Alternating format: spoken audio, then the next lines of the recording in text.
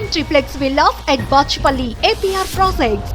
నేను వచ్చేటప్పుడు ఆ చివరి నుంచి ఈ చివరి వరకు ఫ్లెక్సీలు ఎక్కువ చూశాను. ఈ ఫ్లెక్సీలన్నిటికీ కూడా చట్టబద్ధంగా ట్యాక్సులు చెల్లించే పెట్టారా, ఎమ్మెల్యేని కదా అని దౌర్జన్యంగా ఎక్కడ పడితే రోడ్లలో ఏర్పాటు చేశారా? 1997 భీమవరం వెటర్నరీ ఆసుపత్రి వెనకాల షేక్ సుల్తాన్ అనే వ్యక్తిని చాలా దారుణంగా హత్య చేశారు. మీ మొట్టమొదటి రాజకీయ అరంగేట్రం ఏ పార్టీలో జరిగింది? తెలుగుదేశం అంటే మరి తెలుగుదేశం పార్టీ నుంచి జనసేనలోకి ఎందుకు వచ్చారు? పవన్ కళ్యాణ్ గారు ముఖ్యమంత్రి అవుతారు. బొమ్మిడి నాయకర్ గారు single time MLA, one time MLA అంటున్నారు. ఇద్దరు ఎమ్మెల్యేలు ఎవరు? బొమ్మిడి సునీల్ నాయకర్ గారు అంటున్నారు కదా. ముఖ్యంగా కాపు సామాజిక వర్గాన్ని దగ్గర రానియడం లేదు. మరి 2019లో పోగొట్టుకున్నదంతా ఇప్పుడు ఏమైనా సంపాదించే ఏర్పాట్లు చేసుకున్నారా? దయచేసి అర్థం చేసుకోవాలి. నిజంగా ఒక మత్స్యకారుడిగా మీకు మత్స్యకారుల యొక్క సమస్యలు, వారి సాధక బాధలు తెలుసా? చాలా క్లారిటీ తోటి ఉన్నారు వాళ్ళు. రాబోయే రోజుల్లో కూడా ఒక దశాబ్ద కాలం పాటు మన ఎన్డీఏ కూటమి అధికారంలో ఉండాలి. సీఎం ఎవరవుతారు? నర్సాపూర్ అనే వాళ్ళకి పవన్ కళ్యాణ్ సొంత నియోజకవర్గం, ఎందుకంటే మొగల్తూరు గ్రామం వచ్చేసి ఈ నియోజకవర్గంలో ఉంటుంది. మీకోసం త్యాగం చేసి 2019లో ఆయన పక్కన భీమవరం వెళ్ళిపోయాడు. నరేష్ కొద్దిగా దాన్ని జూమ్ చేయమ్మా. Welcome to Suman TV. నేను మీ నాగరాజ్ బైర్శెట్టి. ఈరోజు మన అతిథి జనసేన పార్టీ నర్సాపూర్ ఎమ్మెల్యే బొమ్మిడి నారాయణ నాయకర్ గారు. ప్రస్తుతం ఆయన మనతోనే ఉన్నారు. అయితే ఈ ప్రోగ్రామ్ స్పాన్సర్ చేస్తుంది మనకు ఎకో తేజాస్ విద్యుత్ వాహనాల సంస్థ. నమస్తే అన్నగారు. నమస్తే. బాగున్నారా? రైట్, బాగున్నాండి. ఈ పేరు బొమ్మిడి నారాయణ నాయకర్ కదండి. ఈ నారాయణ ఎక్కడికి పోయింది మధ్యలో? ఎక్కడ చూడు మీ టేబుల్, మీ ఆఫీస్లో టేబుల్ మీద కావచ్చు బొమ్మిడి నాయకర్ బయట ఫ్లెక్సీలలో అంతా కూడా బొమ్మిడి నాయకర్ అంటది. నారాయణని ఎవరు ఎత్తుకెళ్ళిపోయారు? ఎవరో పట్టుకెళ్ళలేదండి. ఇది వాస్తవంగా ఏంటంటే మా కుటుంబ పరంగా కూడా పూర్వం నుంచి మొదట ఎవరినైతే పుడతారో వాళ్ళందరికీ కూడా ఫస్ట్ పుట్టినోడికి నారాయణ అని ముందు ఉంటుంది అన్నమాట. ఓకే.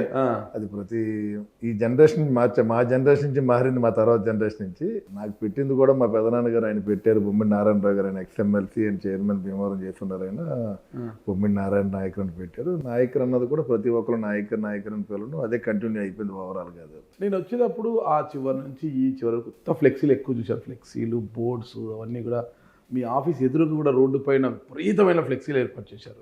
ఈ ఫ్లెక్సీలన్నిటికీ కూడా చట్టబద్ధంగా నర్సాపూర్ మున్సిపాలిటీలో ట్యాక్సులు చెల్లించే పెట్టారా, ఎమ్మెల్యేని కదా అని దౌర్జన్యంగా ఎక్కడ పడితే రోడ్లలో ఏర్పాటు చేశారా? ఇది దౌర్జన్యం అన్నది కాదండి. ముందు నుంచి ఏంటంటే నర్సాపూర్ నియోజకవర్గం వస్తే కనుక ఎక్కడ అభిమానంగా పెట్టుకునేది. ఇప్పుడు ఆల్రెడీ న్యూ ఇయర్ వచ్చింది కాబట్టి న్యూ ఇయర్ సెలబ్రేషన్స్లో పెట్టారు. అసలు ఈ ఫ్లెక్స్ను కూడా నేను అవాయిడ్ చేస్తాను ఫస్ట్ ఆఫ్ ఆల్. నాకు అసలు ఓకే, ఇప్పుడు డబ్బులంతా కూడా వాటికి అనవసరంగా పాటు చేసే పరిస్థితి ఇవాళ ఉంది.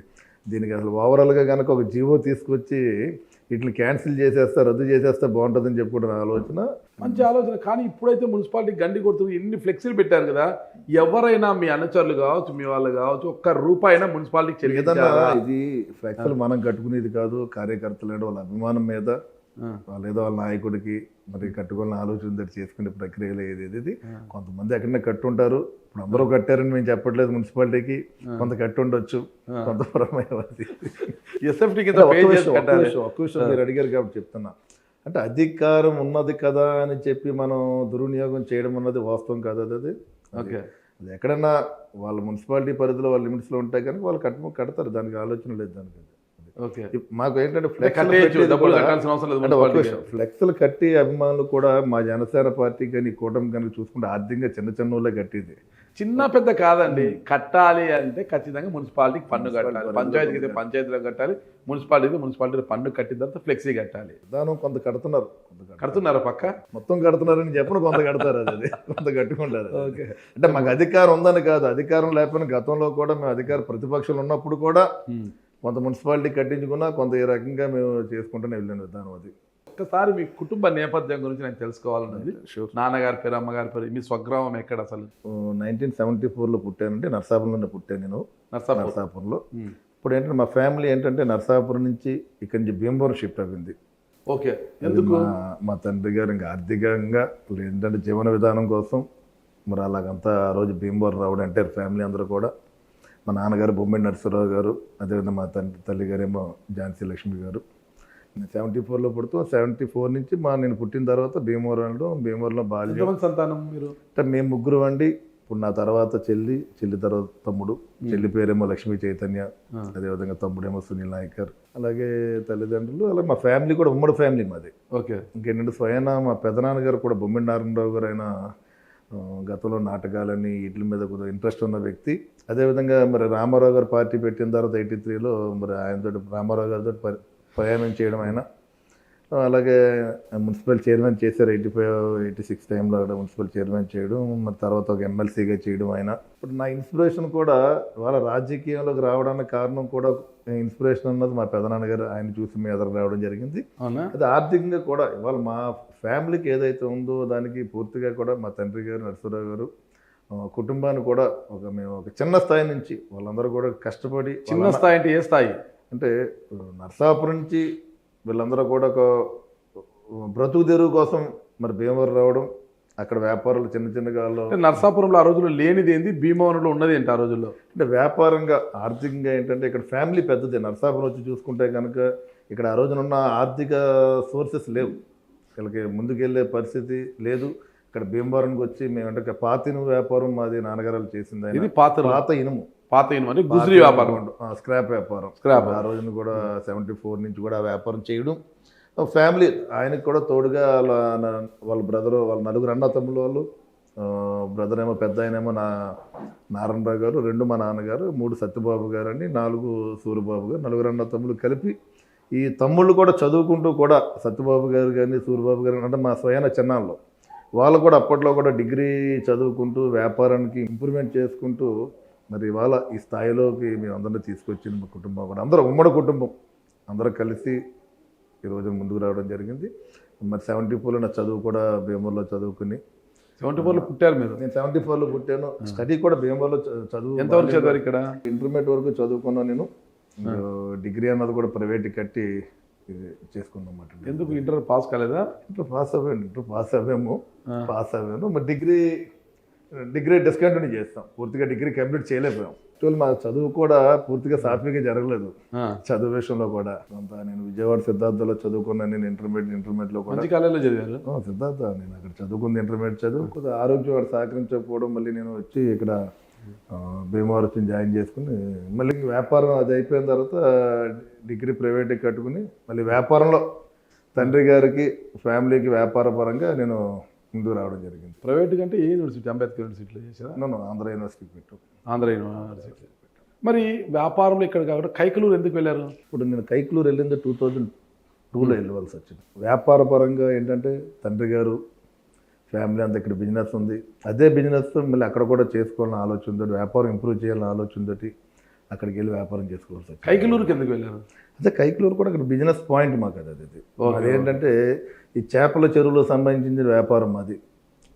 పడవలోకి అట్లా టెలిఫోన్ పడవలో చేస్తాము. టెలిఫోన్ షీట్స్ కాంట్రాక్ట్స్ మరి టెలిఫోన్ షీట్స్ని పైపుని షీట్స్ చేసి ఏదైతే చేపల చెరువులకు కానీ పడవలు ఉంటాయో ఆ పడవలు తయారు చేసి వాటి సప్లై పౌండరీకి కానీ వాళ్ళకి ఎక్కువ అమ్ముతాం. అది కైకలూరులో కూడా ఆ పాయింట్స్ ఎక్కువ ఉన్నాయి, వర్క్షాప్స్ ఎక్కువ ఉన్నాయి, వాళ్ళకి సప్లై చేస్తాం అన్నమాట. వ్యాపార పరంగా అక్కడ కూడా ఇంప్రూవ్ అవ్వడం, ఇవాళ మళ్ళీ ఎమ్మెల్యేగా స్థాయిలో మేము ఇవాళ ఎదరకు రావడం కూడా జరిగింది. ఆర్థికంగా కూడా ఒక పాయింట్ అడుగుతా, స్ట్రైట్గా ఆన్సర్ చెప్పాలా, ఇబ్బంది పడకూడదు. ఓకేనా? చెప్పండి. 1997 భీమవరం వెటర్నరీ ఆసుపత్రి వెనకాల షేక్ సుల్తాన్ అనే వ్యక్తిని చాలా దారుణంగా హత్య చేశారు. అతని మర్మాంగాలన్నీ కోసిపడేశారు, చాలా దారుణంగా హత్య చేశారు. ఆ రోజు హత్య చేసింది ఎవరు, చేయించింది ఎవరు, మీకు ఏమైనా ఐడియా ఉందా? నో యాక్చువల్లీ ఆ కేసులో ఉన్నది మమ్మల్ని కూడా కేసులో ఉన్నాను. ఆ రోజు 1 PS లో మీ పైన ఎఫ్ఐఆర్ కూడా అయింది కదా? అది 1 కేసులో ఉన్నాను నేను. బట్ ఏంటంటే ఆ రోజున ఏంటంటే వాళ్ళు మా మీద పెట్టడం జరిగింది.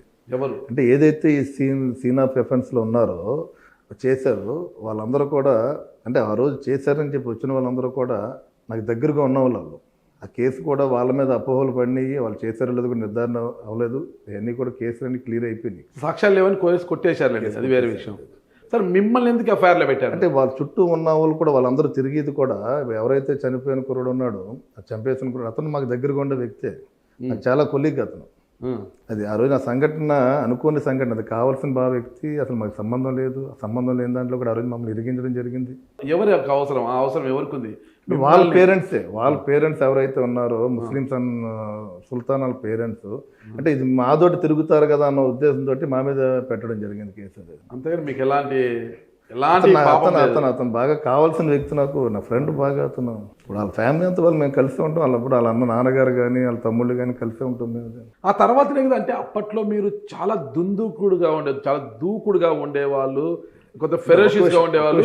ఆ సంఘటన తర్వాతే మీ పేరెంట్స్ కొంత అలర్ట్ అయ్యి ఇక్కడ ఉంటే ఇబ్బంది పడతాడాల్సి వచ్చింది, దారి మల్లుతాడనేసి మిమ్మల్ని వ్యాపారం కోసం కైకలూరుకు పంపించింది, అందుకోసం కాదంటారా? వ్యాపారం కోసం వెళ్ళడం జరిగింది.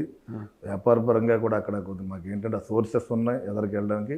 మీరు అన్నట్టు ఏంటంటే ఆ టైంలో ఏంటంటే కొంత ఏదన్నా కొంత ఒక నాయకత్వం ముందుండాలని ఆలోచనతో ఎదుర్కొంటే వ్యక్తులు మేము.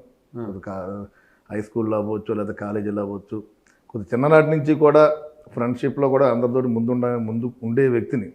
ఆ నాయకత్వ లక్షణాలనే ప్రతి దాంట్లో కూడా అంతే నాయకర్ అంతే కదా.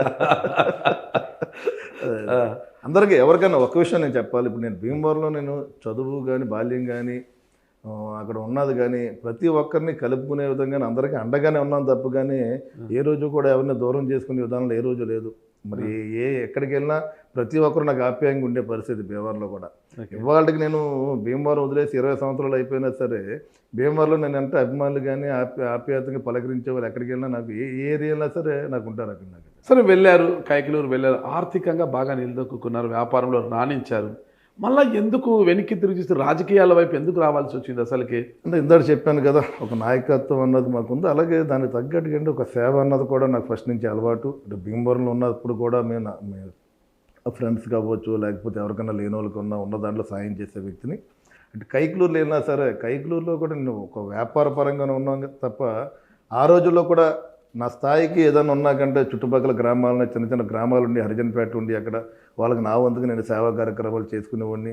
అదేవిధంగా డిపార్ట్మెంట్ కూడా ఏదైనా ఉన్నా మన అండగా ఉండే పరిస్థితి ఎవరికైనా ఏదైనా వచ్చినా సరే సేవా కార్యక్రమంలో ముందున్నాం. అదేవిధంగా రాజకీయం అంటారా, ఏదైతే 2009 ఆ రోజు ఎలక్షన్స్ ఉన్నాయి, మా పెదనాన్నగారు స్వయాన బొమ్మిడి నారాయణరావు గారు, అంటే మేము భీమవరంలో రాజకీయంగా ఉన్న మా పెదనాన్నగారు ఆయన యాక్టివ్గా ఉండేవారు, ఒక చైర్మన్ చేశారైనా, అలాగే అదేవిధంగా కార్పొరేషన్ చైర్మన్ చేశారు, ఒక ఎమ్మెల్సీ చేశారైనా.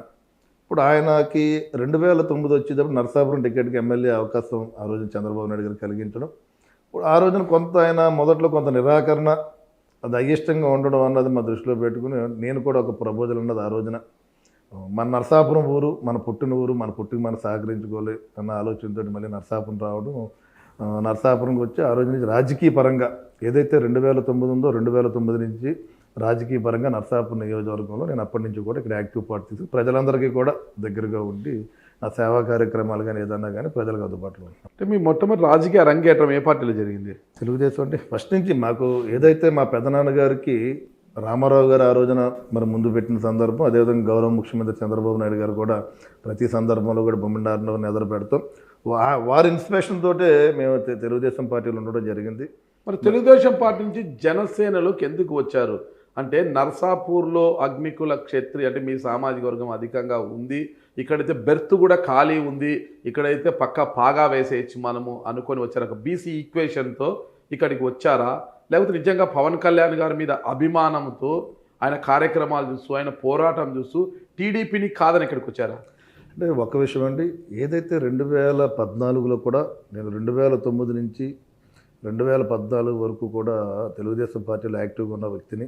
2014లో కూడా ఇన్ఛార్జిగా అప్పట్లో కూడా నేను నరసాపురం నేను ఉండడం జరిగింది. ఇక్కడ 2014లో కొన్ని సమీకరణాల దృష్ట్యా మరి ఆ రోజున ఇక్కడ మరి మాధవ్ నాయుడు గారికి టికెట్ ఉండడం, ఆ రోజు మాధవ్ నాయుడు గారిని గెలిపించుకురావడం అన్నీ అంటే మా వంతుగా ఆయన గెలవడానికి కూడా మేము సహకరించడం జరిగింది. 2019 విషయంలో వచ్చేటప్పటికి ఆ రోజున మేమేంటంటే కొంత మరి పవన్ కళ్యాణ్ గారి యొక్క నడక, ఆయన అంటే వెళ్ళే విధానం కానీ స్ట్రైట్ ఫార్వర్డ్ అవ్వచ్చు, లేకపోతే వెళ్ళే తీరు అవ్వచ్చు, ఆయన భావాలను వచ్చి అంటే మాకు ఓవరాల్గా చెప్పుకుంటే ఎంటైర్ మా ఫ్యామిలీ కూడా పూర్తిగా కూడా పవన్ కళ్యాణ్ గారి అభిమానులు మేము, మా ఫ్యామిలీ ఎంటైర్. ఆయన సినిమాలు కానీ మేము ముందు నుంచి కూడా చిరంజీవి గారి సినిమాలన్నా ఆయన సినిమాలన్నా సరే మేము ముందుండి చూసే వ్యక్తులు ఫస్ట్ నుంచి కూడా. ఆయనతో ఒక ప్రత్యేకంగా అభిమానంతో వాళ్ళు జనసేన పార్టీలోకి వెళ్ళడం అన్నది అభిమానం కోసం వెళ్ళి ఆ పార్టీలో ఉన్నాం. ఇప్పుడు ఆ రోజున కూడా తెలుసు పవన్ కళ్యాణ్ గారు ముఖ్యమంత్రి అవుతారా లేదా అన్నది కూడా మాకు అవగాహన ఉంది. అది దానివల్ల ఏంటంటే ఆయన నచ్చి రాబోయే రోజుల్లో కూడా ఒక మంచి స్థానం మనకుంటుంది. ఆయన కూడా మంచి పొజిషన్కి వెళ్తారు.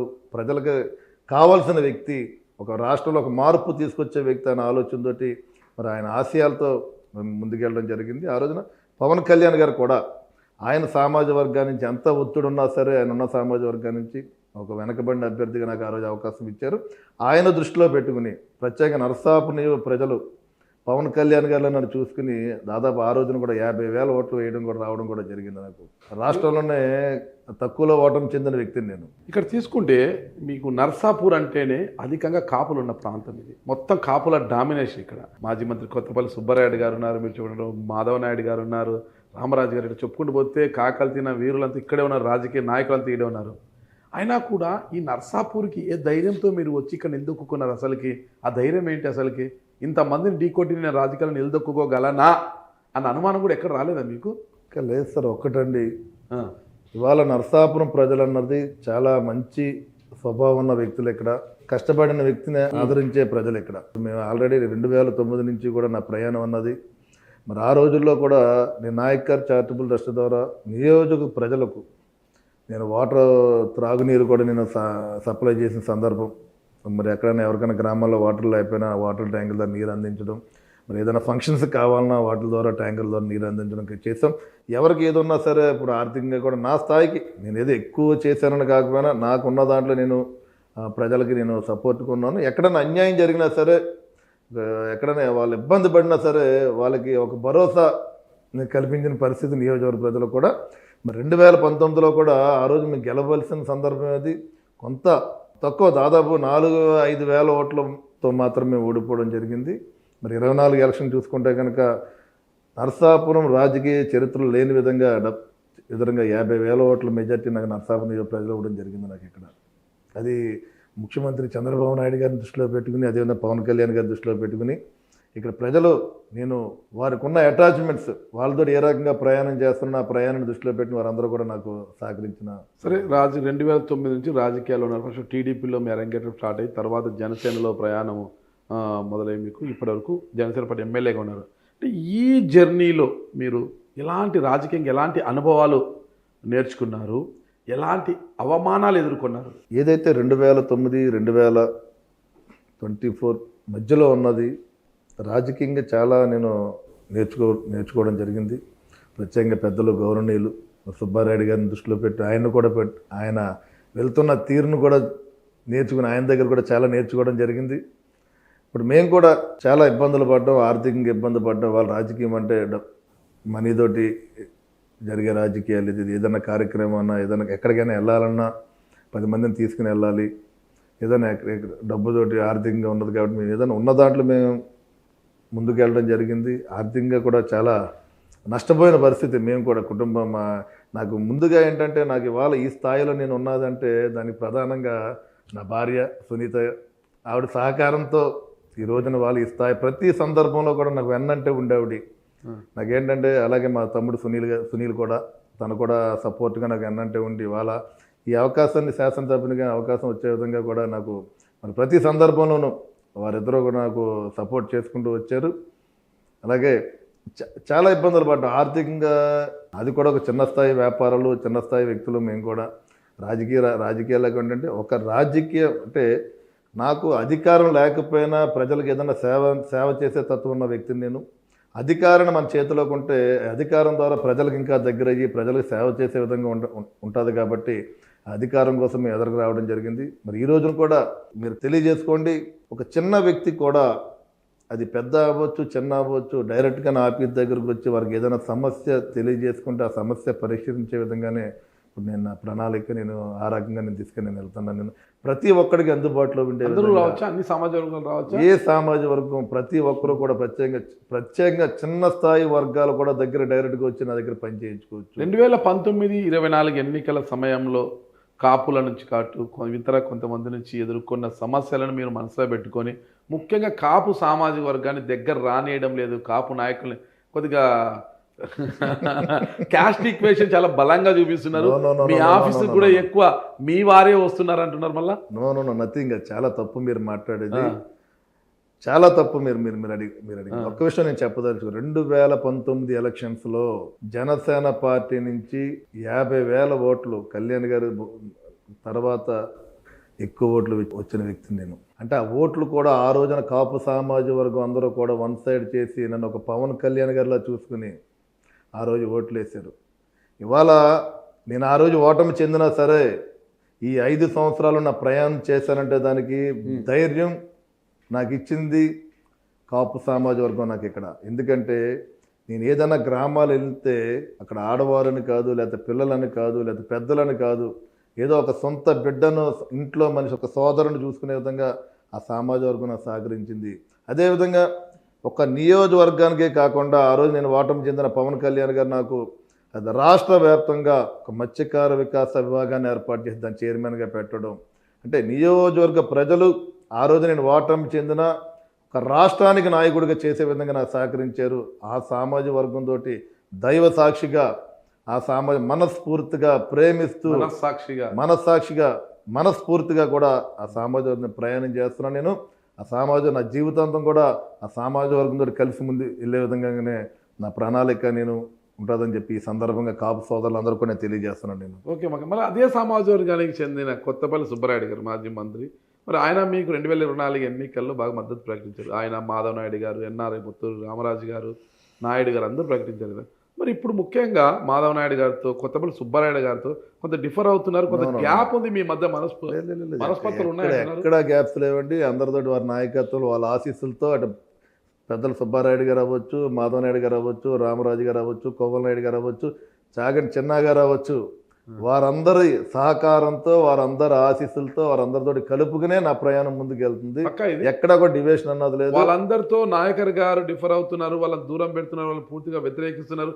బొమ్మిడి నాయకర్ గారు single time MLA, one time MLA అంటున్నారు. నో అందరిలోనూ ఒకటి మీరు అడిగారు కాబట్టి చెప్తున్నా నేను. పదవులు ఉంటాయి పోతాయి. ఇవాళ మనం ఎన్నాళ్ళు బ్రతుకుతాం కూడా మనకు గ్యారంటీ లేదు. గ్యారంటీ లేదు. అదేవిధంగా కోవిడ్ వచ్చిన తర్వాత కూడా మనం ఎన్నాళ్ళు బతుకుతాం అన్నది కూడా లేనట్టు పరిస్థితి. దయచేసి మీరు అందరూ అర్థం చేసుకోవాలి. పదవులు కాదు, క్యారెక్టర్ కావాలి. 10 మందిలో కూడా మంచి పేరు తెచ్చుకోవాలి, అందరికీ ఉపయోగపడాలి. ఇవాళ ప్రజలు నాకు అవకాశం ఇచ్చారు. నేను ప్రతి గ్రామాల్లో వెళ్ళినా, మీటింగ్స్కి వెళ్ళినా నేను ఒక్కటే చెప్తున్నా, నేను మీరు ఇచ్చిన అవకాశం నాకు ఇది, మీరు ఇచ్చిన దయ నాకు ఇచ్చిన ఈ రోజున ఇవాళ ఒక ఎమ్మెల్యేగా ఉన్నానంటే మీరు ఇచ్చిన దయ ఇది. మీ అందరికీ కూడా ఒక సేవకుడిగా నియోజకవర్గంలో మీకు అందరికీ అందుబాటులో ఉంటాను. మీ అందరికీ సేవ చేసే విధంగానే మీకు ఏ అవసరం ఉన్నా సరే ఆ భగవంతుని కూడా కోరుకునేది ఒకటే, మీ అందరికీ ఏదైతే కార్యక్రమాలను ఆ కార్యక్రమాలు చేసే విధంగానే నా సహకరించమని చెప్పి నేను ఆ భగవంతుని ఆ యేసుప్రభుని కోరుకునే పరిస్థితి. 2 ఎమ్మెల్యేలు అలాగే ఉన్నారా? 2 ఎమ్మెల్యేలు ఎవరు? బొమ్మిడి నాయకర్ గారు అఫీషియల్ ఎమ్మెల్యే, అన్అఫీషియల్ ఎమ్మెల్యే బొమ్మిడి సునీల్ నాయకర్ గారు అంటున్నారు కదా. అది సునీల్ అన్నది బ్రదర్. తను ఏంటంటే ఏది ప్రతిదీ కూడా ఒక వ్యక్తి చేసుకోలేని పరిస్థితి. నాకు సపోర్ట్గా ఏదన్నా అంటే కొంత అడ్మినిస్ట్రేషన్లో కూడా సహకరిస్తాడు. పబ్లిక్ విషయంలో పూర్తిగా నేనే ఉంటాను. ఏదైనా ప్రజలకు ఏదైనా ఇష్యూస్ ఉన్నా నా దగ్గరికి వస్తా, నేనే మాట్లాడుకుంటాం. ఏదైనా అడ్మినిస్ట్రేషన్ విషయంలో కూడా తను చూసుకుంటాడు. ఇద్దరు కలిసి డెవలప్మెంట్ విషయంలో ముందుకు వెళ్తున్న ప్రజలందరికీ కూడా పూర్తిగా నా దగ్గరికి పొద్దున్నే వచ్చేస్తారు. నా ఇంటికి ఎవరికి ఏ సమస్య ఉన్నా సొంత మనుషులే ఇంటికి వచ్చేస్తారు. రాత్రి లేదు, పగలు లేదు, పొద్దున నా దగ్గరకు వచ్చి ఏదైనా పనుండి చేయించుకునే పరిస్థితి. మీరు ఎంక్వైరీ చేసుకోండి, అది వాస్తవం కాదో మీకే తెలుస్తుంది. ఇది అంటే సునీల్ గారు మీకు సూచనలు సలహాలు ఇవ్వచ్చు, మీ పార్టీ కార్యక్రమం మీకు అందుబాటులో ఉండొచ్చు, అది వేరే. అడ్మినిస్ట్రేషన్ అంటే అధికారుల బదిలీలు, ఎవరు ఉండాలి, ఏ సిఐ ఏ స్టేషన్ రావాలి, ఎక్కడ ఏ ఎస్ఐ ఉండాలనేది కూడా సునీల్ నాయక్ డిసైడ్ చేస్తారు. అన్నా రాక అవకాశం వచ్చింది, దున్నేసుకోవాలా మనము, ఆయన కాడికి దండేసుకొని పెట్టుకుంటాం. ఒక్క విషయం అతను కూడా వ్యాపారస్తుడే, శుభ్రంగా మంచి వ్యాపారాలు ఉన్నాయి అతనికి. మీరు వ్యాపారస్తుడే కదా. ఓకే, నేను చూసుకుంటే ఓకే, నేను వ్యాపారస్తున్నే. నేను రాజకీయాల్లో ఉండి కొద్ది నేను నలగవలసి వచ్చింది. వాళ్ళకి వ్యాపారాలు ఉన్నాయి, శుభ్రంగా బ్రహ్మాండ బిజినెస్లు ఉన్నాయి. వాళ్ళకి డబ్బులు ఆశపడే కుటుంబం కాదు మాది. ప్రజలకి మా డబ్బులు పాడు చేసుకునే అవసరం ప్రజలకి చేసే కార్యక్రమం మేము ఎదురుకొచ్చే పరిస్థితి మాది. మీరు సునీల్ అంటారా? అడ్మినిస్ట్రేషన్ అంటే మేము ఎంతమందికి ఎస్ఐలకి ఇచ్చామంటే ఒక్కసారి పోస్టింగ్ ఇచ్చాం. ఆ పోస్టింగ్లు కూడా వాళ్ళకి కూడా ఇచ్చింది వాళ్ళ పరిస్థితులు చూసి అందరికీ ఇవ్వాలని ఆలోచించారు పోస్టింగ్లు ఇచ్చి. ఎక్కడా కూడా దాంట్లో ఎక్కడా కూడా జాప్యం లేదు. ఆ పోస్టులు కూడా ఇచ్చింది అందరికీ అందరు ఎంఆర్ఓలు అవ్వచ్చు, లేకపోతే ఎవరికైనా పోలీస్ డిపార్ట్మెంట్ అవ్వచ్చు, ఎవరికైనా సరే ఆ జాబ్స్ అన్నీ కూడా ఇచ్చింది నేనే. అది ఇక జనాలు ఏంటంటే కొంత ఏదో అపోహలు క్రియేట్ చేసుకుంటారు ఎవరికాళ్ళు. అందరితోటి కలిసి అందులో మంచి పేరు తెచ్చుకోవాలని ఆలోచనతోటి మేము ముందుకు వెళ్తున్నాం. మీ తమ్ముడు ఎలాంటి కార్యక్రమాలకు తలదూర్చడం లేదంటారు? ఇప్పుడు ఉంటారు ఆపిద్దారు కార్యకర్తలు కానీ ఏదన్నా చూసుకునే పరిస్థితి, అంతే తప్ప అంత ముందుకు వచ్చే పరిస్థితి ఏమీ లేదు. 2019 ఎన్నికల్లో ఆర్థికంగా బాగా ఇబ్బంది పడ్డారు మీరు. ఓకే, ఎన్నికల తర్వాత కూడా బాగా ఇబ్బంది ఉన్నంత పోగొట్టుకున్నారు. మరి 2024 ఎన్నికల్లో ఎలా చేశారు? గెలిచిన తర్వాత బాగా నిలదొక్కున్నారు ఆర్థికంగా? ఇప్పుడు రాజకీయాలు చాలా మంది చెప్తూ ఉంటారు నాకు, ఒక ఎమ్మెల్యేగా ఉండి నాయకులు వ్యాపారం చేసుకుంటున్నాడని.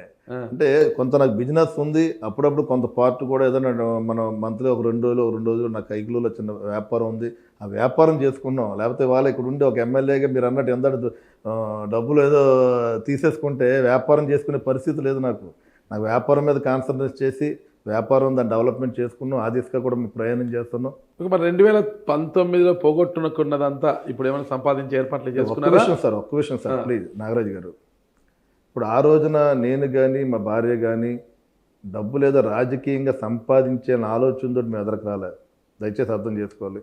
వాళ్ళు ఏంటంటే ప్రజలకు అండగా ఉండాలి. రాజకీయాలు వచ్చిన కారణం కూడా ఒకటి, మేమేంటంటే ప్రజలకు సేవ చేయడం కోసం. అదే డబ్బు సంపాదించుకోవాలంటే రాజకీయాలు మానేసి వ్యాపారం చేసుకోవచ్చు. దయచేసి మీరు అందరూ అర్థం చేసుకోవాలి చెప్తాను. ఇప్పుడు నాకు వ్యాపారం ఉంది, నేను రాజకీయాల్లో సంపాదించుకోవడానికి మేము ఇక్కడ రావాల్సిన పడలేదు డబ్బు కోసం. మరి వ్యాపారాన్ని వదిలిపెట్టి ఇక్కడ రాజకీయాల కోసం టైం వేస్ట్. ఇక్కడ ఉంటే మీరు అన్నారు కాస్ట్లీ అయిపోయినాయి, ఎలక్షన్ అంతా కాస్ట్లీ అయిపోయినాయి, తప్పలేదు. కాస్ట్లీ రాజకీయాలు చేసేకి వచ్చారు కదా, మరి వ్యాపారం పరిస్థితి ఏంటి? ఇక్కడ సంపాదించక అక్కడ వ్యాపారం నష్టపోతే మరి భవిష్యత్తు ఏంటి? సంపాదిస్తున్నాం, అదృష్టం దేవుడు ఉన్నాడు పైన, పిల్లలు చదివించుకుంటున్నాం, ఆ దేవుని కూడా ఒకటే కోరుకుంటున్నాం మేము. మా పిల్లలు కూడా ఒక మంచి సంబంధాలు వచ్చి వాళ్ళు నిజంగా మంచి, నాకు 2 ఆడపిల్లలు, పెద్ద పాప ఏమో స్ఫూర్తి, చిన్న పాప శ్రీయ, వాళ్ళు ఏదో ఎంఎస్ చేస్తున్నారు, 2 కూడా యుఎస్ లో చేస్తున్నారు. వాళ్ళు ఏదో వాళ్ళ కష్టాలు చేస్తాం, వాళ్ళు చదువుకుని నిజంగా వాళ్ళకు పార్ట్ టైం జాబ్ చేస్తున్నారా? అక్కడ జాబ్ చేస్తారు, పార్ట్ టైం చేసుకుంటూ చదువుకుంటారు. చాలా మంచి బిడ్డలండి. ఇంకా మా అదృష్టం కూడా మా పిల్లలు మాకు అది కావాలి ఇది కావాలని కూడా అందరూ మనస్ఫూర్తిగా చెప్తాను నేను. నిజంగా వాళ్ళకు కూడా ఏంటంటే అడ్జస్ట్ అయ్యే మనస్తత్వాలు ఉన్నాయి. వాళ్ళకు కూడా మాకులాగే ఎవరికన్నా ఏదైనా పెట్టే తత్వం ఉన్న వ్యక్తులు మాకు ఇది కావాలి నాన్న ఈ రోజు అడిగిన సందర్భాలు లేవని అదే భగవంతుని కూడా కోరుకునేది ఒకటే, రాబోయే రోజుల్లో ఒక మంచి సంబంధాలు వచ్చి పిల్లలు కూడా హ్యాపీగా సెటిల్ అయిపోవాలని చెప్పి వాళ్ళు ఇష్టపడితే నేను కోరుకుంటున్నాను. అది వాళ్ళ జనరేషన్ లో కామన్ అయిపోయింది, మనం ఏం చేయలేని పరిస్థితి అది. అదే మన చేతుల్లో లేదు. మనం ఏంటంటే మనం ఎక్స్పెక్ట్ చేస్తాం, అది మన చేతుల్లో లేదు. మీరు ఒక ఎమ్మెల్యే, మీ బిడ్డలు ఆడు చదువుకుంటారు, ఒక సామాన్య యువకుని ఇష్టపడితే ఏం చేస్తారు? అఫ్ కోర్స్ మనం చేసేది ఏం లేదు, వాళ్ళ ఇష్టానుసారం. మనం కొంత బాధ ఉంటుంది, కొంత పెయిన్ ఉంటుంది, అయినా సరే మనం ఇవాళ ఈ జనరేషన్లో కామన్ అయిపోయింది. వాళ్ళు ఏంటంటే కొలీగ్స్ అక్కడ ఉన్న జాబ్ చేసుకునే వాళ్ళు, లేకపోతే ఏదో ఆ రకంగా ఎదురుకి వెళ్తున్నారు పెళ్ళిళ్ళు చేసుకుని. కానీ అది జరగకూడదని నేను అనుకుంటాను. మీరు అలాంటి అనొద్దు, అంటే నాకు అంటే మీరు ఏమన్నా అనుకున్నా పర్లే, నాకు కొద్దిగా ఆ టైప్ నాకు ఇష్టం ఉండదు. ఓపెన్ గా నాకు ఏంటంటే ఈ లవ్ మ్యారేజ్ అంటే నాకు ఇష్టం ఉండదు. కాబట్టి మీరు అలాంటి జరగకూడదని నేను భావిస్తున్నాను. జరగకూడదని నేను కూడా థ్యాంక్ యూ సో మచ్ ఖచ్చితంగా కోరుకుంటున్నాను. మరి ఏంటి పరిస్థితి 2024 పరిస్థితి అంటే గెలిచారు కదా సార్? ఒక్క విషయం సార్, ఇవాళ మేము రాజకీయాల్లోకి వచ్చింది డబ్బు సంపాదించుకోవడం కోసం కాదు, ప్రజలకు అండగా ఉండాలి, ప్రజలకు మంచి పేరు తెచ్చుకోవాలి. ఇవాళ సేవ చేయడం అన్నది ఏదో ఇవాళ రాజకీయాలతో ఆశపడి చేసే వ్యక్తులు కాదు. భీమవరంలో ఉన్న, ఇటు కైకులూరులో ఉన్న ఆ రోజున కూడా నా వంతుకు ఏదో సేవా కార్యక్రమాలు అప్పుడు ప్రజలకు చేసిన వ్యక్తులే మేము. అది ప్రజలకు ఇంకా దగ్గరకు ఉంటే కనుక ఇంకా మనం ఇక్కడ వాళ్ళకి మంచి సహకారంగా ఉండొచ్చు అన్న ఆలోచనతో మేము ఎదురుకు వెళ్తున్నాం. ఆదాయం కోసం కాదు, ప్రజాసేవ కోసం. వ్యాపారం ఉంది, వ్యాపారం చేసుకుంటే మేము సంపాదించుకోగలం. అదే అనుభవం అయితే గడించారు రాజకీయాల్లోకి వచ్చిన తర్వాత, రాజకీయ అనుభవం. మరి అవమానాలు ఎక్కడైనా ఎదురయ్యాయి మీకు రాజకీయంగా? అయ్యో ఊరికైనా రాజకీయాలకు ఇంత అవమాన పడాల్సి వచ్చింది కదా నేను అన్న బాధ ఎక్కడైనా ఉందా? చాలా కష్టపడ్డాం. కష్టం వేరు, కష్టం అనేది ఎదుగుదలకు దోహదపడుతుంది, మన ఎదుగుదలకు దోహదపడుతుంది. అవమానం, గిల్టీగా ఫీల్ కావడము, అరే ఎందుకు వచ్చాను, ఇంత అవమాన పడాలి, నాకు ఉన్న దాంట్లో ఇంట్లో అన్నం చట్నీ తినుకొని ఉండొచ్చు కదా, నేను నా వ్యాపారం నేను చేసుకోవచ్చు కదా, ఇక్కడికి వచ్చి ఇంత అవమాన పడ్డాము అవసరమా నాకు అన్న ఫీల్ ఎక్కడైనా వచ్చిందా? అంటే ఇబ్బందులు పడ్డాము అంటే పర్టికులర్గా నేను చెప్పలేను ఏంటి అన్నది. ఇబ్బంది అవమానాలు పడడం కూడా జరిగినాయి. కానీ అవమానాలు కూడా ఏంటంటే ఈ నరసాపురం నుంచి ప్రజలు కూడా నన్ను నిజంగా ప్రతి సందర్భంలో నిలబడ్డారు, నాకు ఒక సపోర్ట్గా నిలబడ్డారు వాళ్ళు. నాకు ఎన్ని అవమానాలు కానీ ఎన్ని కష్టాలు కానీ వచ్చినా వాటిని నేను ఈ వాళ్ళ సపోర్ట్ అన్నది కూడా నాకు ఇవ్వడం కూడా నేను వాటిని అధిగమించి ముందుకెళ్ళే పరిస్థితి, ఆ రకంగా కూడా నేను వెళ్ళడం జరిగింది. చాలా ఒక ఫైనాన్షియల్ అవ్వచ్చు, లేకపోతే ఫ్యామిలీ పరంగా అవ్వచ్చు, కొద్దిగా మరి ప్రతిరోజు అంటే నేను ఎలక్షన్ ఒక 1 year నుంచి ఇక్కడ ఉన్నాను. గతంలో ఏంటంటే వ్యాపారం చేసుకుంటూ మరి ఏ రోజుకి ఆ రోజు లేకపోతే 2 రోజులకు ఒకసారి ప్రయాణం చేయడం, కైకిలూరు చిన్న వ్యాపారం అది, అక్కడి నుంచి రావడం, ఇక్కడ కార్యక్రమాలు చూసుకోవడం కూడా మరి జరుగుతూ ఉండేది. ఇప్పుడు అన్ని రకాలుగా కూడా కొన్ని ఫైనాన్షియల్ అవ్వచ్చు, లేకపోతే కొన్ని ఇబ్బందులు అవ్వచ్చు. పాప మిస్సెస్ ఏమో అక్కడ ఆవిడ ఉండడం, నేను ఇక్కడ ఉండడం, మరి అన్ని రకాలుగా కొన్ని అవమానాలు కూడా ఉన్నాయి, జరిగినాయి. పొలిటికల్గా కూడా కొన్ని కార్యక్రమాలు కూడా ఇబ్బంది పడే సందర్భాలు పర్టికులర్గా నాకు ఏ జ్ఞాపకాలు రావట్లేదు. అంత ఏదున్నా ఎన్ని అవమానాలు జరిగినా, ఎన్ని కష్టాలు జరిగినా, నాకు ఇక్కడ జన సైనికులు నాకు ఇచ్చిన ధైర్యం అన్నది బట్టి నేను మర్చిపోలేను. అది ఓకే, వారు నియోజక ప్రజలు కానీ, వీర మహిళలు కానీ, మహిళలు కానీ, అంటే గ్రామాల మహిళలు వేరు, వీర మహిళలు వేరు. వీర మహిళలు అంటే కార్యకర్తలు, వీర మహిళలు కార్యకర్తలు మాకు జన సైనిక పార్టీకి. మహిళలు అన్నది ప్రజానికి మహిళలు. వాళ్ళు కూడా గ్రామాలు వెళ్తుంటే వాళ్ళు చూపించిన అభిమానం కానీ అది నిజంగా అది మరవలేనిది. అది ఒక వ్యక్తి ఎదిగాడు అంటే కింద అంత ఆశమాచి ఉండి ఎక్కడో ఒక చోట ఒక టర్నింగ్ పాయింట్ అనేది ఉంటుందన్నమాట ఆ మనిషి ఎదుగుదలలో. ఓకేనా, అలా రాజకీయాల్లోకి వచ్చిన బొమ్మిడి నాయకర్ గారికి టర్నింగ్ పాయింట్ ఎక్కడ దొరికిందంటారు? నేను నరసాపురం రాజకీయాల్లో రావడానికి మా ఫ్యామిలీ అంటే ఆర్థికంగా మేము భీమవరం వెళ్ళినా, ఫైనాన్షియల్గా ఆ రోజు వ్యాపారాలు చేసుకుంటాం మా ఫ్యామిలీ అంతా. ఆ రోజున మా పెదనాన్నగారు ఆయన మున్సిపల్ చైర్మన్, అదేవిధంగా ఒక ఎమ్మెల్సీ కార్పొరేషన్ చైర్మన్ చేశారు. మీకు ఇందాక కూడా చెప్పాను మీకు నేను. ఆయన ఏంటంటే 2009 అన్నప్పుడు ఇక్కడ ఎవరైతే మరి సీనియర్ నాయకులు పెద్దలు గౌరవనీయులు కొత్తపల్లి సుబ్బారాయుడు గారు ఆ రోజున తెలుగుదేశం పార్టీ నుంచి ఆయన PRP పార్టీకి వెళ్ళడం జరిగింది 2009 ఎలక్షన్స్లో. ఆ రోజు తెలుగుదేశం పార్టీ నుంచి మా పెదనాన్నగారు బొమ్మిడి నారాయణ గారికి ఇక్కడికి ఎమ్మెల్యేగా అవకాశం కల్పించారు. ఆయన ఆ రోజున కొంత ఫస్ట్ను అయిష్టంగా ఉండడం, మరి ఆ రోజు నుంచి నా రాజకీయ పరంగా కూడా నేను ఆ రోజు కూడా చంద్రబాబు నాయుడు గారిని కలిసి నేను ఇక్కడ ఎమ్మెల్యేగా అవకాశం టికెట్ అడిగాను ఆ రోజున. మరి ఆ రోజున పెదనాన్న గారు నారాయణరావు టికెట్ ఇవ్వడం, ఆ రోజున ఆయనకి ఎలక్షన్ చేసుకుంటూ వచ్చు. ఆ రోజు నుంచి కూడా నా రాజకీయంగా నేను ఇక్కడ ఎంట్రీ అవ్వడం జరిగింది ఇక్కడికి.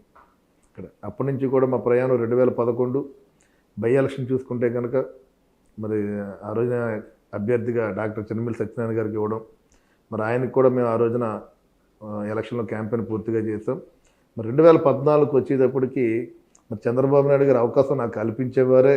నేను ఆ రోజులో కొన్ని ఎదరకు రాని పరిస్థితి, కొద్దిగా ఆ రోజున ఏంటంటే కొంత ఎదరకు రాలేకపోయాను, కొద్దిగా ఇబ్బంది పడి.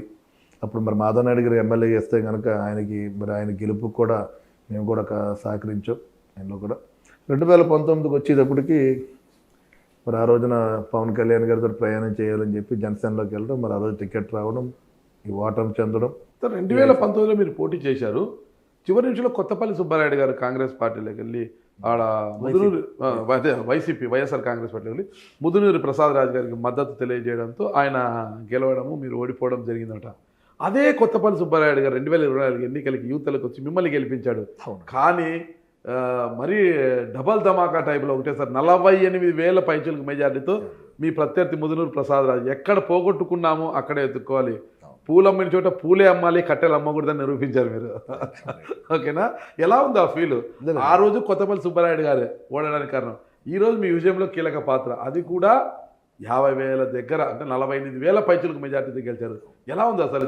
లేదు, ఆయన సుబ్బారాయుడు గారు కూడా ఆయన రాజకీయంలో ఉన్న ఒక మంచి నాయకులు, నియోజకవర్గానికి రాష్ట్ర నాయకులైనా మరి నియోజకవర్గ ప్రజలకు కూడా ప్రతి సందర్భంలో అందుబాటులో ఉండే వ్యక్తి.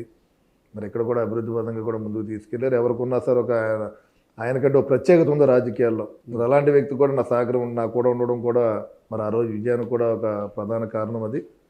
మరి ఆయన ఆశీస్సులతోటి, ఆయన సహకారంతో కూడా మేము మా ప్రయాణం చేస్తున్నాం. ఇదే సహకారం కూడా కంటిన్యూ ముందుకెళ్తాం. మరి ఆయన కూడా మరి ఒక కాప్ కార్పొరేషన్ రాష్ట్ర చైర్మన్గా పెట్టడం కూడా మంచి శుభపరిణామం అది పార్టీ. ఇకపోతే మీరు ఒక మత్స్యకార సమాజ వర్గానికి చెందిన నాయకుడు. మీరు జనసేన పార్టీలో మత్స్యకార విభాగానికి రాష్ట్ర అధ్యక్షుడు కూడా ఉన్నారు. మీరు మత్స్యకార సమాజ వర్గం. అంటే పవన్ కళ్యాణ్ గారు మత్స్యకారులకు సంబంధించిన ప్రతి సమస్యలు మీతో డిస్కస్ చేశారు, వారికి సంబంధించిన ప్రతి అంశాన్ని మీ భుజం పైన పెట్టారు. అంటే వైజాగ్ బోటు దగ్ధం కేసులో కూడా అక్కడ ఉన్న బాధితులకు చెక్కులను కూడా మీ చేతనే ఇప్పించారనమాట కదా. మరి మీరు ఆ స్థాయి వరకు ఉన్నారు కదా. నిజంగా ఒక మత్స్యకారుడిగా మీకు మత్స్యకారుల యొక్క సమస్యలు, వారి సాధక బాధలు తెలుసా? అండ్ ఒక్క విషయం అండి, ఇప్పుడు నేను నరసాపురాన్ని పుట్టిన వ్యాపారరీత్యా భీమవరంలో ఉన్నాం. మత్స్యకారుల మీద పడ్డ ఏదైతే ఇష్యూస్ ఉన్నాయో అన్నీ కూడా నా దృష్టికి తెలుస్తాయి నాకు. ఇప్పుడు చుట్టుపక్కల ఎవరికైనా ఏదో ఉన్నా సరే నా దృష్టికి రావడం జరుగుతుంది. వాళ్ళకి ఏదైనా ఇబ్బందులు ఉన్నా, ఏ సమస్యలు ఉన్నా, మరి ఆ రోజు తెలుగుదేశం పార్టీలు ఉన్నప్పుడు కూడా కొంత న్యాయం చేసేవాళ్ళు. మరి పవన్ కళ్యాణ్ గారు జనసేన పార్టీని ఆ రోజున 14లో పార్టీ స్థాపించినప్పుడు ఆయన మొదటనే ఎవరైతే గంగపుత్రులు ఉన్నారో శ్రీకాకుళంలో వాళ్ళ దగ్గరికి వెళ్ళి అక్కడ పూజా కార్యక్రమం చేసి ఆ రోజున పార్టీ ముందుకు తీసుకురావడం జరిగింది. అంటే ప్రతి సందర్భంలో కూడా జనసేన పార్టీ నుంచి పవన్ కళ్యాణ్ గారు ఈ మత్స్యకారుల మీద ఒక మంచి అభిమానంతో ఆయన ముందుకెళ్ళిన సందర్భం. మరి అదేవిధంగా ఆయన రాష్ట్రంలో జనసేన పార్టీ మేము ఓటమి చెందినా సరే 2 కమ్యూనిటీలకి ఆయన ఒక చైర్మన్ పెట్టారు. అది చేనేత కార్మికులకు, ఒక మత్స్యకారు కమ్యూనిటీకి. దానికి చైర్మన్గా మత్స్యకారు కమ్యూనిటీ చైర్మన్గా నన్ను పెట్టడం జరిగింది. చైర్మన్గా పెట్టిన తర్వాత కూడా ఆయన ఏదైతే నాపై బలమైన మంచి బాధ్యతను ఇచ్చారో అప్పచెప్పారు, ఆ బాధ్యత ద్వారా రాష్ట్రంలో ఉన్న మత్స్యకార గ్రామాలు కూడా మేము పర్యటన చేయడం జరిగింది. నేను అటు శ్రీకాకుళం కానీ, విజయనగరం కానీ, ఈస్ట్ గోదావరి కానీ, ఈ గ్రామాలకన్నీ పర్యటన చేసాం. అక్కడ ఉన్న వాళ్ళు పడుతున్న ఇబ్బందులు కూడా మేము దృష్టికి తీసుకురావడం, మరి అవి కూడా మేము కళ్యాణ్ గారి దృష్టిలో ఆయన దృష్టిలో పెట్టడం జరిగింది. మరి గత ప్రభుత్వం 217 జీవో తీసుకొచ్చింది. ఏదైతే ఇన్లాండ్లో ఉన్న ట్యాంకుల్ని ఓపెన్ ఆక్షన్ పెట్టేసి ప్రతి ఒక్కరికి లబ్ధి చేకూర్చాక దాని మీద కూడా మేము ఆ రోజున పవన్ కళ్యాణ్ గారితో ఏదైతే ఉత్తరాంధ్ర నుంచి మేమంతా మనోహర్ గారి నాయకత్వంలో మేమందరూ కూడా పాదయాత్ర చేసుకుంటూ ఆ గ్రామాలన్నీ సందర్శించి వారి సమస్యలు తెలుసుకొని మేము ఇక్కడ మత్స్యకారు అభ్యున్నత సభ అని చెప్పి నరసాపురంలో ఆ రోజు వేలాది మందితో ఇక్కడ సభ ఏర్పాటు చేసాం. దాన్ని పవన్ కళ్యాణ్ గారు కూడా ఉంది. అంటే మేము అధికారంలోకి వచ్చిన తర్వాత కూడా 217 జీవోను కూడా రద్దు చేయడం జరిగింది. అంటే మత్స్యకారులకి పూర్తిగా కూడా అన్ని రకాలుగా కూడా అండగా ఉండేది పవన్ కళ్యాణ్ గారు. అదేవిధంగా ఈ ప్రభుత్వం ఏదైతే ఉందో మరి ఎన్డీఏ కూటమి ప్రభుత్వం చంద్రబాబు నాయుడు గారి నాయకత్వంలో కూడా పూర్తిగా మత్స్యకార సోదరులందరికీ కూడా సపోర్ట్గా ఉండే విధంగానే ఈ ముందుకెళ్ళిన పరిస్థితి. బాగా చెప్పారు మీరు. కూటమి ప్రభుత్వం అండగా ఉంటుంది మత్స్యకారులకి. అయితే మత్స్యకారులకు సంబంధించి ఏప్రిల్ నుంచి జూన్ జూలై వరకు చేపల వేట విరామం ఉంటుంది, బ్యాన్ పీరియడ్. ఆ వేటకు వెళ్ళకపోతే వాళ్ళ కడుపు నిండడం కష్టం, వాళ్ళ జీవనం దుర్భరం అవుతుంది. ఆ పరిస్థితుల్లో గతంలో చంద్రబాబు నాయుడు గారు ఆ వేటకు వెళ్ళిన సందర్భంలో వాళ్ళ జీవన భృతి కోసం 4,000 రూపాయలు ఇచ్చారు నెలకు. అయితే దాన్ని జగన్మోహన్ రెడ్డి గారు 10,000 రూపాయలకు పెంచారు. అయితే ఎన్నికల సమయంలో అది ఇవ్వడం వల్ల ఓటర్లను మభ్యపెట్టడం అవుతుందనే ఉద్దేశంతో మీరు కేసు పెట్టడం, దాని మీద ఫిర్యాదు చేయడము, అప్పుడు అది ఆగిపోయింది. మత్స్యకార భృతి అనేది ఆగిపోయింది. ఈ రోజుకి కూడా దాదాపు 8 నెలలు పూర్తయినా కూడా ఈ రోజుకి వాళ్ళకి ఇంతవరకు ఏంది ఆ భృతి అందలేదు. మీరు శాసనసభలో ఒకసారి మాట్లాడారు, మీరు దాని గురించి ఎమ్మెల్యే అయిన వెంటనే మాట్లాడారు, కాదని లేనిది. మరి ఇంతవరకు అయింది, అది అందలేదు కదా. మీరేమో కూటమి ప్రభుత్వం మత్స్యకారుల బాగోగులు చూస్తోంది అని గట్టిగా చెప్తున్నారు. కాసేపు నమ్ముదాం అది. మరి ఎందుకు ఇవ్వడం లేదు? మత్స్యకారులకు ఇవ్వాల్సిన భరోసా ఎందుకు ఇవ్వడం లేదు? నాగరాజు గారు ఒక విషయం, గత ప్రభుత్వ జ్ఞాపకాలు. అంటే గత ప్రభుత్వం జగన్మోహన్ రెడ్డి ప్రభుత్వం ఆ రోజు 151 సీట్లు రావడంతో వాళ్ళు ఏంటంటే ఒక ఓవర్ కాన్ఫిడెన్స్ తోటి ఆ రోజు పరిపాలన చేశారు. ఏదో సంక్షేమం తప్ప అభివృద్ధి లేకుండా రాష్ట్రాన్ని ముందుకు తీసుకెళ్లిన పరిస్థితి. మరి ఎక్కడా కూడా డెవలప్మెంట్ లేదు, ఇండస్ట్రీస్ రాలేదు. ఇప్పుడు మీరు ఏదైతే మత్స్యకారు భరోసా అన్నారో ఆ రోజు 10,000 రూపాయలు రాష్ట్రంలో అందరికీ కూడా వచ్చిన పరిస్థితి లేదు. మేము గ్రామాలు తిరిగే వాళ్ళు ఏదో రీజన్ చెప్పి, నీకు ఏదో కరెంటు బిల్లు ఎక్కువ వస్తుందనో, లేకపోతే నీకు ఐటీ ఇన్కమ్ ట్యాక్స్ ఉందనో చెప్పి, లేకపోతే నీ దగ్గర 4 4-wheel కారు కొనుక్కున్నావు అని చెప్పి వివిధ రకాలుగా వాళ్ళని ఫిల్టర్ చేసి పథకాలన్నీ కూడా తీసేసిన పరిస్థితి. ఆ రోజు చాలా తక్కువ మందికి వాళ్ళు ఓవరాల్గా ఇస్తున్నామని చెప్తున్నారు, కానీ చాలా తక్కువ మందికి ప్రజలకు ఇవ్వడం జరిగింది. మరి ఈ రోజున ఆంధ్ర రాష్ట్రం చూసుకుంటే కనుక గత పీడకల్ని మర్చిపోయే పరిస్థితిలో మనం ఇంకా మరి ముందుకెళ్ళలేని పరిస్థితి. చాలా లోటు బడ్జెట్లో మనం ఉన్నాం రాష్ట్రం. ఒక్కొక్కటిగా ఏదైతే మనం ఆ రోజున ప్రజలకి మేము చెప్పాము, హామీలు ఇచ్చాము, ప్రజలు కూడా ఒక్కొక్కటిగా మేము ముందుకు చేసుకుంటూ వెళ్తున్నాం. మరి పెన్షన్లు చూడండి, గతంలో పెన్షన్లు ఏ రకంగా ఆ రోజు ప్రభుత్వం ముందుకు వచ్చింది, ఈ రోజున మేము ఎదరికెళ్ళగలుగుతున్నాం. 1,000 రూపాయలు అన్నది మొదటి రోజునే ఇచ్చే పరిస్థితి. మరి గతంలో చూడండి అతను 1000 రూపాయలు పెంచుతామని చెప్పి అది 5 ఇయర్స్లో లాస్ట్ 250 గట్టి పెంచుకుంటే లాస్ట్కి 5 సంవత్సరాలు ఇచ్చిన సందర్భం. ప్రతి విషయంలో కూడా మరి మేము ఈ ఎన్డీఏ కూటమి ముందుకెళ్తుంది.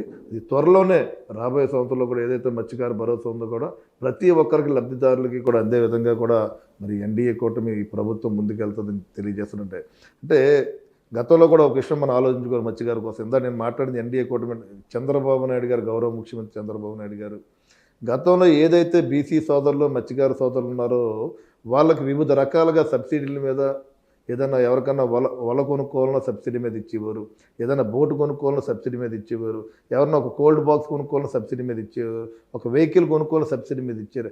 అలాంటి పథకాలన్నీ కూడా గత ప్రభుత్వంలో పూర్తిగా నిర్వీర్యం చేసేసింది. మరి రాబోయే ఈ ప్రభుత్వంలో కూడా ప్రతి ఒక్కరికి కూడా ఎవరైతే మత్స్యకార సోదరులు ఉన్నారో వాళ్ళ జీవన విధానానికి ఉపయోగపడే విధంగా మరి ఏదైతే ప్రభుత్వ పథకాలు ఉన్నాయో ఆ ప్రభుత్వ పథకాలన్నీ కూడా పూర్తిగా మత్స్యకార సోదరులకు అందించే విధంగానే ఈ ఎన్డీఏ కూటమి ముందుకెళ్తుందని చెప్పి ఈ సందర్భంగా తెలియజేస్తున్నాం. అదేవిధంగా జెట్టి నిర్మాణం మరి శ్రీకాకుళం జిల్లాలో చూసుకుంటే కనుక అక్కడున్న మత్స్యకారుల జీవన విధానం చాలా దారుణమైన దౌర్భాగ్య స్థితిలో వాళ్ళు ఉన్నారు. అక్కడ ఆ త్రాగునీరు సరిలేని పరిస్థితి అక్కడ ఉంది. ఆ రకంగాను అక్కడ ఏదైతే మత్స్యకార సోదరులు చేపల వేట పట్టుకుని బయటకు వచ్చి అక్కడ అమ్ముకోలేని పరిస్థితి. జెట్టి నిర్మాణం లేదు. మేము వాళ్ళకందరికీ కూడా హామీ ఇచ్చాం. అక్కడ శ్రీకాకుళం జిల్లాలో ఉత్తరాంధ్రలో కూడా మత్స్యకార సోదరులకు ఒక జెట్టి నిర్మాణం చేసే విధంగానే ఈ ప్రభుత్వం ముందుకెళ్తుందని చెప్పి ఈ సందర్భంగా నేను తెలియజేస్తున్నాను. నేను ఒక మత్స్యకారుడుగా మత్స్యకారుల జీవన విధానంలో మిమ్మల్ని బాగా కలిసివేసిన ఒక అంశం ఏదన్నా ఉందా? నా సామాజిక వర్గీయులు ఈ సమస్యతో బాధపడుతున్నారు, ఈ సమస్యను నేను తీర్చాలి, నన్ను వాళ్ళు గుర్తుపెట్టుకోవాలి, మావాడు ఇది చేశాడు, మా కోసం ఇది చేశాడు అని గొప్పగా చెప్పుకోవడానికి ఇది నేను చేయాలనుకుంటున్నాను ఏమన్నా ఉందా? ఎడ్యుకేషన్ అన్నది చాలా దారుణమైన స్థితిలో ఉన్నది. ప్రత్యేకంగా మత్స్యకార సోదరులు వారి విధానం ఏంటంటే వారందరూ కూడా నదుల పక్కనో లేకపోతే కాలువల పక్కనో లేకపోతే సముద్రం పక్కనో వారు పూర్తి జీవన విధానం ఉంటుంది. అంటే మిగతా సామాజిక వర్గాలు ఆర్థికంగా చిన్న సామాజిక వర్గాలు ఉన్నా వారు ఏదో రూపాన బయటికి వెళ్ళి లేకపోతే పనులు అనో లేకపోతే వ్యాపారంలో బయటకు వచ్చి చేసుకునే పరిస్థితులు ఉన్నారు. కానీ ఈ సామాజిక వర్గం ఏంటంటే ఏదో తీర ప్రాంతాల నుండి మారుమూల గ్రామాల్లో ఉండడం వల్ల వాళ్ళు ఎడ్యుకేషన్ అనేది సరిలేకపోవడం, ఆ ఎడ్యుకేషన్ తోటి ఆ సామాజిక వర్గం కూడా ముందుకెళ్ళలేని పరిస్థితి కూడా ఆ సామాజిక వర్గంలో ఉంటుంది. రాబోయే రోజుల్లో కూడా మేము ప్రభుత్వం దృష్టి కూడా మేము తీసుకెళ్ళి ప్రభుత్వంలో ఈరోజు ఉన్నాం కాబట్టి అది కళ్యాణ్ గారి దృష్టిలో కూడా ఉంది. ఏదైతే అక్కడ గురుకుల పాఠశాలలు ఉంటాయో గురుకుల పాఠశాలలు కూడా అది 10th వరకే కొన్ని స్కూల్స్ ఉన్నాయి.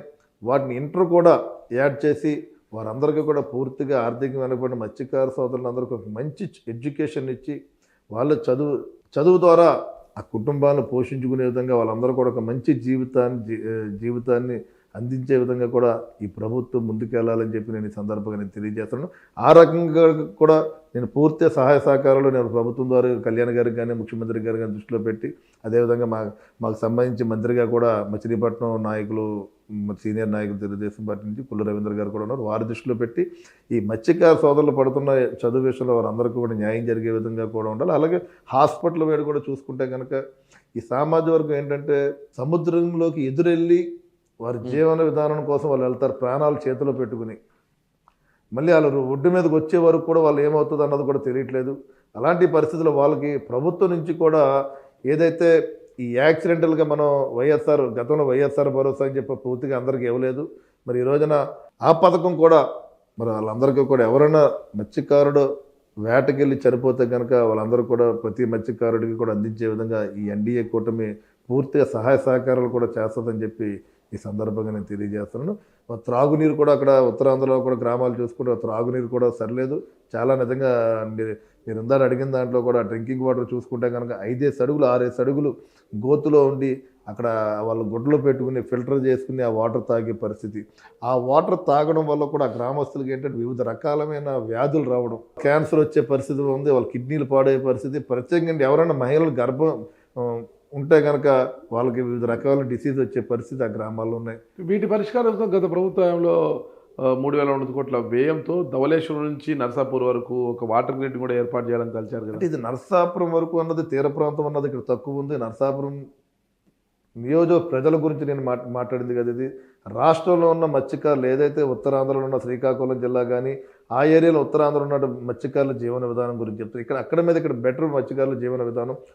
అక్కడున్న చాలా దారుణమైన పరిస్థితి. త్రాగునీరు త్రాగడానికి లేదు, ఆ పిల్లల్ని చదువు విషయంలో చదివించడానికి సరిగ్గా లేని పరిస్థితి.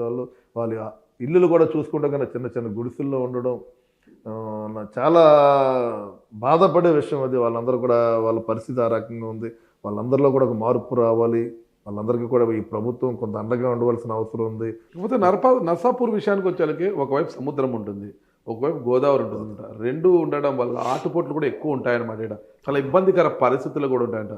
వీటి నుంచి ప్రజలకు ఎలాంటి రక్షణ కల్పిస్తారు అసలు? నరసాపురం చూసుకుంటే కనుక మీరు అన్నట్టు సముద్రం కొంత భాగం ఉంది, గోదావరి భాగం ఉంది. రెండు కలిసే ప్రక్రియ కూడా ఇక్కడే ఉంది. కాబట్టి ఏదైనా వరదలు వచ్చినా లేకపోతే తుఫాన్లు వచ్చినా కూడా కొంత ఇబ్బందికర పరిస్థితులు ఎదుర్కొంటున్నాం.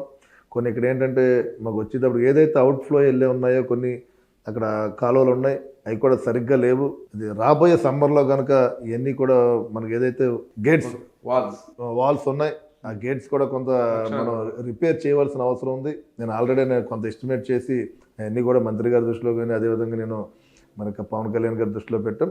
త్వరలో ఉన్న సమ్మర్లో కనుక అవన్నీ కూడా మనం ముందుకెళ్ళే పరిస్థితి ఉంది. అదేవిధంగా ఏదైతే ఎగువ వాటర్ కూడా కొన్ని సందర్భాల్లో మాకు ఈ లోపలికి వచ్చేసి ఏదైతే ఆక్వా రంగం కానీ అదేవిధంగా ఈ అగ్రికల్చర్ ఉందో వీళ్ళందరికీ కూడా కొంత ఇబ్బందికర పరిస్థితి ఎదురవుతుంది. ఎందుకంటే పూర్వం చూసుకుంటే కనుక మన నరసాపురం నియోజకవర్గ అగ్రికల్చర్గా దాదాపు 30,000 పైన సాగుబడి చేసుకునే పరిస్థితి రైతాంగం.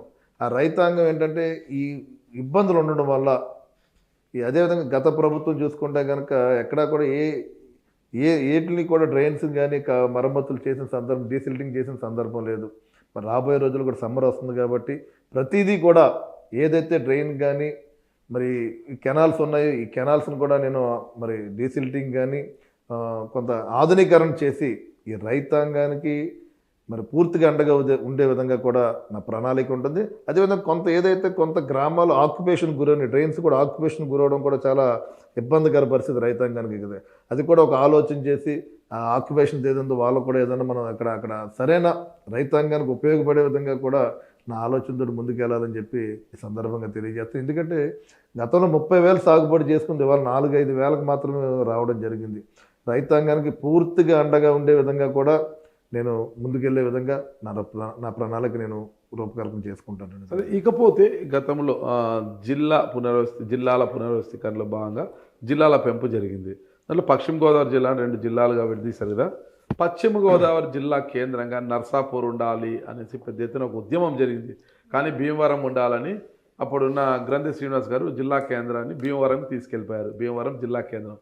అయితే ఇప్పుడు పులవర్తి రామాంజనేయులు గారు మాట్లాడిన స్టేట్మెంట్తో ఆ జిల్లా కేంద్రానికి కాస్త ఉండికి తీసుకెళ్లాలని నర్సాపూర్ నాటి ఎంపీ, ఎక్స్ ఎంపీ, ఇప్పుడు సిట్టింగ్ ఎమ్మెల్యే, ఉండి సిట్టింగ్ ఎమ్మెల్యే రఘురామకృష్ణరాజు పూర్తి స్థాయిలో ప్రయత్నిస్తున్నారు.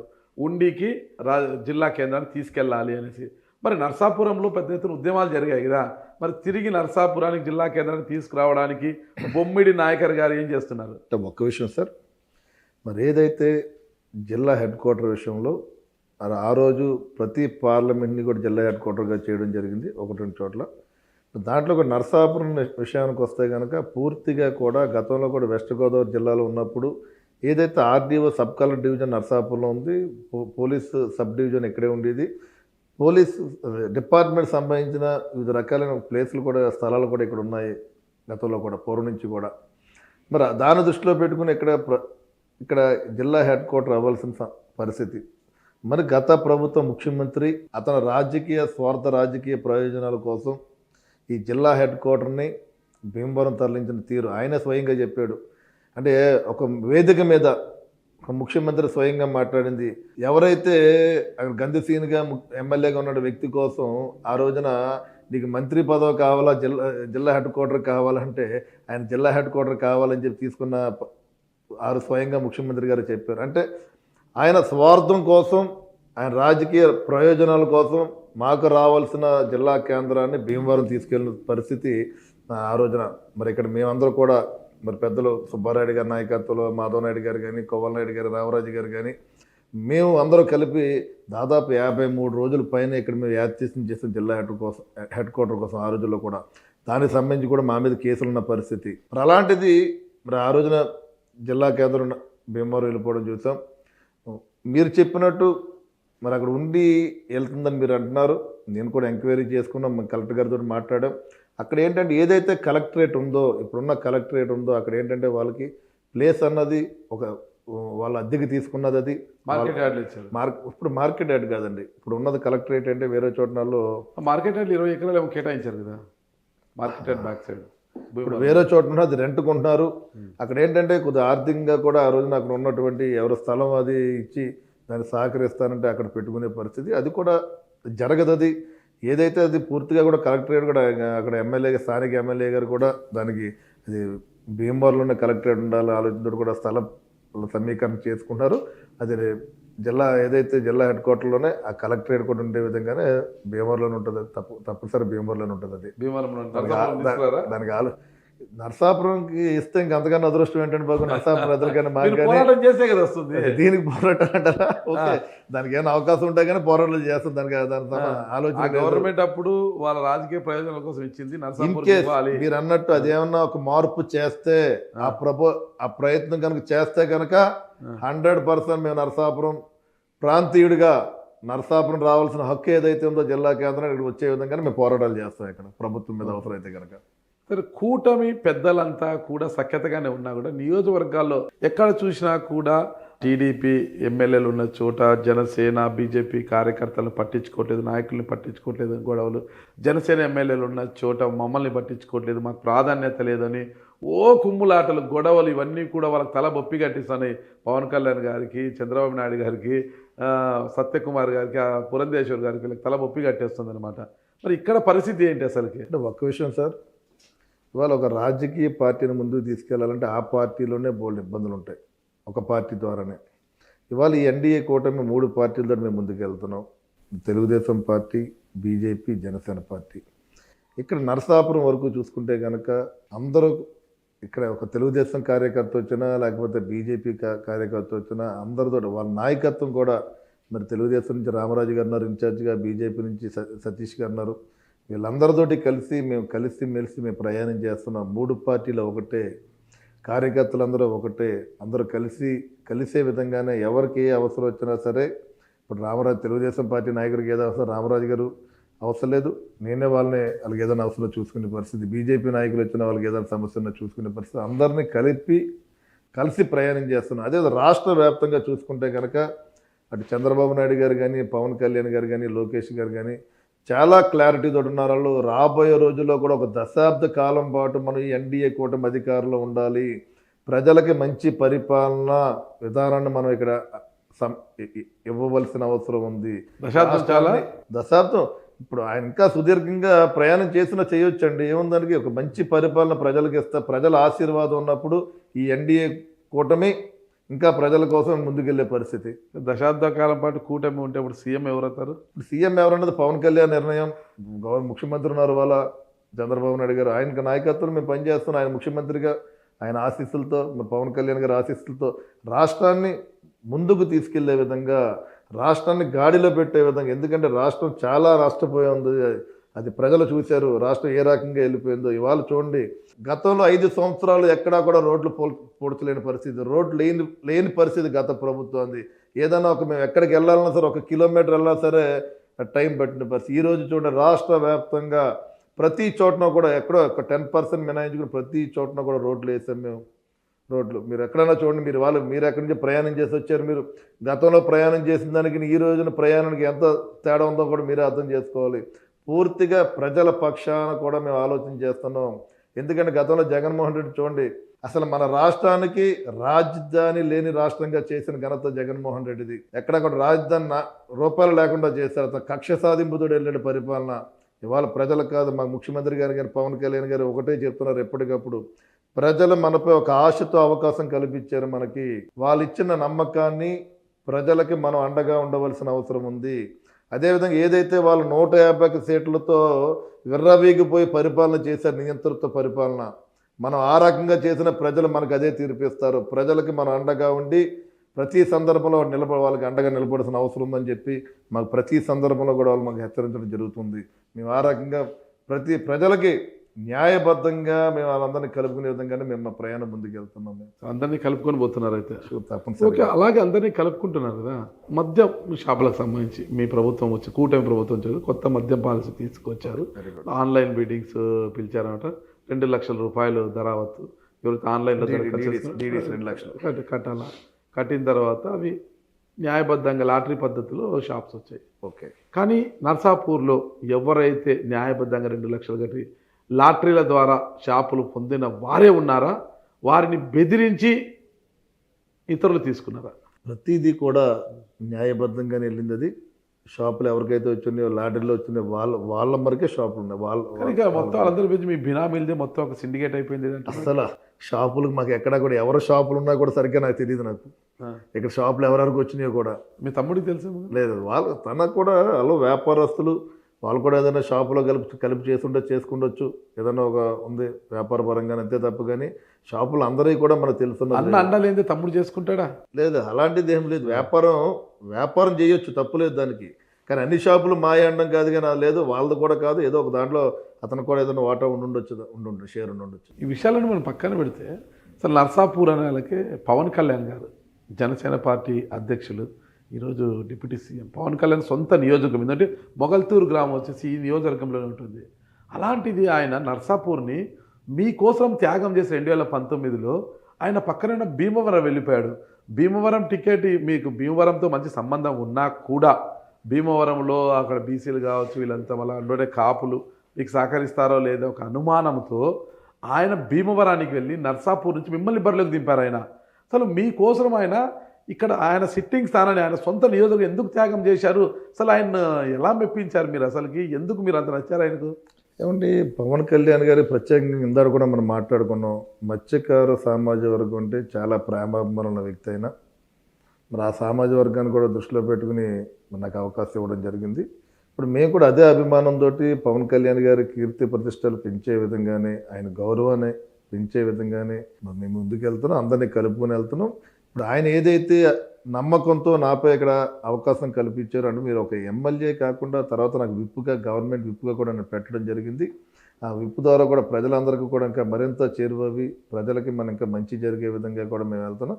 ప్రతి ఒక్కరిని కలుపుకునే విధంగా, ప్రత్యేకంగా కాపు సామాజిక వర్గం నుంచి కూడా బలమైన సామాజిక వర్గం, ఆ సామాజిక వర్గం కూడా మేము కలుపుకుని ముందుకెళ్తున్నాం. అందరినీ కలుపుకునే విధంగా కూడా వెళ్ళే పరిస్థితి. 2019లో ఓడిపోయారు.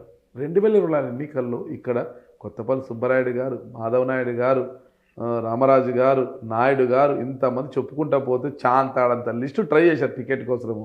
వీళ్ళందరినీ అలా పక్కకి నెట్టేసి జనసేన కోసం నర్సాపూర్ని తీసుకొని మీకే టికెట్ ఇవ్వడానికి కారణం ఏంటి? బలమైన కారణం ఏంటి? అసలుకి 2019లో ఓడిపోయారు, మళ్ళీ ఈసారి గెలుస్తామా లేదా చావో రేవో తేల్చుకుంటే తరుణం 2024 ఎన్నికలు. ఈ ఎన్నికల్లో కూటమి అధికారంలోకి రాకపోయి ఉన్నా, జనసేన ఇప్పుడు ఫెయిల్యూర్ అయినా కూడా ఇక రాజకీయ భవిష్యత్తు ఉండి ఉండదు మొత్తం కూడా. అలాంటి సమయంలో కూడా ధైర్యం చేసి మిమ్మల్నే బరిలోకి దింపారు. కారణం ఏంటి? పవన్ కళ్యాణ్ గారు 2019లో నాకు అవకాశం కల్పించడం జరిగింది. ఆ రోజున మేము ఎలక్షన్ చేసిన తీరు కానీ, ఈ 5 సంవత్సరాలు కూడా ఆయనతోటి పనిచేసిన తీరు, ఆయన నమ్ముకున్న వ్యక్తులు మేము పవన్ కళ్యాణ్ గారిని నమ్ముకున్నాం. ఆయన నమ్ముకున్న అందరూ కూడా మరి అవకాశం ఇవ్వడం జరిగింది. దానిలో కూడా మేము కూడా ఏంటంటే ఈ 5 సంవత్సరాలు కూడా పూర్తిగా ప్రజల కోసం, పార్టీ కోసం కూడా మా వంతుగా మేము కష్టపడి ఉన్నాము. దానిలో దృష్టిలో పెట్టుకుని ఈ నాయకత్వాన్ని కూడా ఇవాళ ఒక నాయకుడు తయారయ్యాడంటే కనుక మా అధినాయకుడు సహకరించిన తీరు, ఇవాళ ఆయన సహకారంతో ఇవాళ ఒక శాసనసభ్యునిగా నాకు ఈ రోజున ఒక నర్సాపు నియోజకవర్గం అవకాశం కలిగింది. అదేవిధంగా ఒక గవర్నమెంట్ విప్పుగా కూడా మరి నాకు పవన్ కళ్యాణ్ గారు కల్పించారు. ఆయనకి జీవితాంతం కూడా ఆయన అడుగుజాడల్లో పార్టీ శ్రేయస్సు కోసం ఆయన గౌరవాన్ని పెంచే విధంగానే ముందుకెళ్తానని చెప్పి ఈ సందర్భంగా నేను తెలియజేస్తున్నాను. నేను అంటే పవన్ కళ్యాణ్ గారు నరసాపురం విషయానికి వస్తే ఆయనకి చాలా ఒత్తిడి ఇక్కడ టికెట్ విషయంలో కూడా వచ్చింది. మరి ఆయన ఆ ఒత్తిడిని ఎదుర్కొని నాపై నమ్మకంతో ఇక్కడ ఇచ్చారు. మేము కూడా అలాగే కష్టపడి మరి ఈరోజు ప్రజలందరి సహకారంతో కూడా ఇక్కడ ఎమ్మెల్యేగా మరి గెలవడం జరిగింది. ఏదైతే ఆయన చూపించిన నమ్మకాన్ని ఎక్కడా కూడా మేము పాడు చేసుకునే విధంగా ఉండవు. ఈ 5 సంవత్సరాలు కూడా పూర్తిగా ప్రజల పక్షాన, అదేవిధంగా ఆయన గౌరవాన్ని పెంచే విధంగా పార్టీ కోసం, ఎన్డీఏ కూటమి కోసం కూడా పూర్తిగా మేము పనిచేస్తామని చెప్పి సందర్భంగా నేను ఎమ్మెల్యేగా గెలిచారు, తర్వాత పవన్ కళ్యాణ్ గారు మీకు విప్పు కూడా ఇచ్చారు. అవునండి. అసలు మీరు ఎమ్మెల్యేగా మీ నాయకత్వంలో కూటమి ముందుకు సాగడానికి ఇక్కడున్న నాయకులు ఎవరికి కూడా ససేమర ఇష్టం లేదట, మళ్ళీ విప్పు కూడా అయిపోయారు. ఇప్పుడు పరిస్థితి ఏంటి అసలు? లేదు సార్, అందరూ ఇప్పుడు నాకు అందరూ కూడా ఇప్పుడు సుబ్బారెడ్డి గారు అవ్వచ్చు, మాధవ్ నాయుడు గారు అవ్వచ్చు, సుబ్బారెడ్డి గారు, మాధవ్ నాయుడు గారు కానీ, కోవల్ నాయుడు గారు కానీ, రామరాజు గారు, చాగరి చిన్న గారు కానీ, నిజంగా వాళ్ళే అభ్యర్థులకి ఎంత కష్టపడి వాళ్ళు నాకు గెలుపు కోసం సహకరించారు. వాళ్ళందరినీ కూడా కలుపుకునే విధంగానే మేము ముందుకు వెళ్తున్నాం. ఎక్కడా కూడా డివియేషన్ లేదు. రాబోయే కాలంలో కూడా వీళ్ళందరి సహకారంతో కూడా మరి నియోజకవర్గాన్ని అభివృద్ధి పదంలో కూడా ముందుకు వెళ్ళే విధంగా కూడా వాళ్ళకి ఏంటంటే ఒక సీనియర్లు కాబట్టి ఒక అవగాహన ఉంది. వాళ్ళందరితో ముందుకు వెళ్ళే విధంగా నా ప్రయాణం. పవన్ కళ్యాణ్ గారు మీపై ఎంతో భరోసాతో 1-2 సార్లు టికెట్ ఇచ్చి గెలిపించుకున్నారు. మీపై అపారమైన నమ్మకం పెట్టుకున్నారు. మరి పవన్ కళ్యాణ్ గారికి ఎలాంటి గిఫ్ట్ ఇవ్వబోతున్నారు? మీరు ఆర్థికంగా ముబ్బడిగా అడ్డదిడ్డంగా సంపాదించుకొని పవన్ కళ్యాణ్ గారు నేను తప్పు చేశానేమో అన్న విధంగా బాధపడే గిఫ్ట్ ఇస్తారా?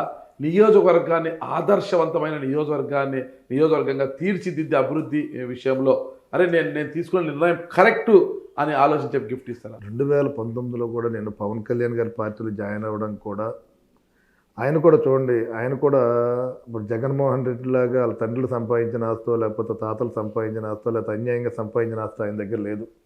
ఆయన కూడా సినిమాల ద్వారా వచ్చే డబ్బు ఏదైతే సినిమాలు తీసుకుని ఆయన వచ్చిన డబ్బుని కొంత పార్టీ కోసం కొంత ప్రజల కోసం సేవా కార్యక్రమాలు చేసుకునే వ్యక్తి ఆయన కూడా నిజంగా ఆయన కుటుంబం కోసం డబ్బులు దాచుకున్న వ్యక్తి కాదు. ఆయన ఇన్స్పిరేషన్ తోటి మేము కూడా ఇప్పుడు మాకు కూడా ఏంటంటే డబ్బు కన్నా 10 మందికి సేవ చేసే తత్వం ఉన్న వ్యక్తులు మేము కూడా. ఆయన కూడా ఆ విధంగా కూడా కొంత కనెక్ట్ అవి ఉన్నాం మేము.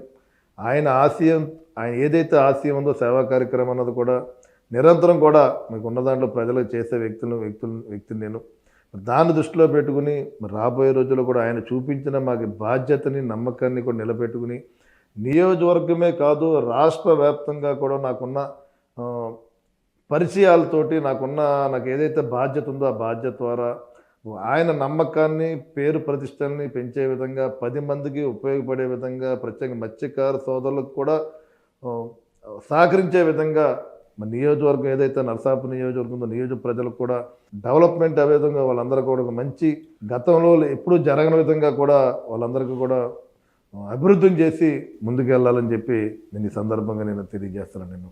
ఫైనల్గా నరసాపురం నియోజకవర్గ ప్రజలకు ఏ సందేశం ఇవ్వబోతున్నారు?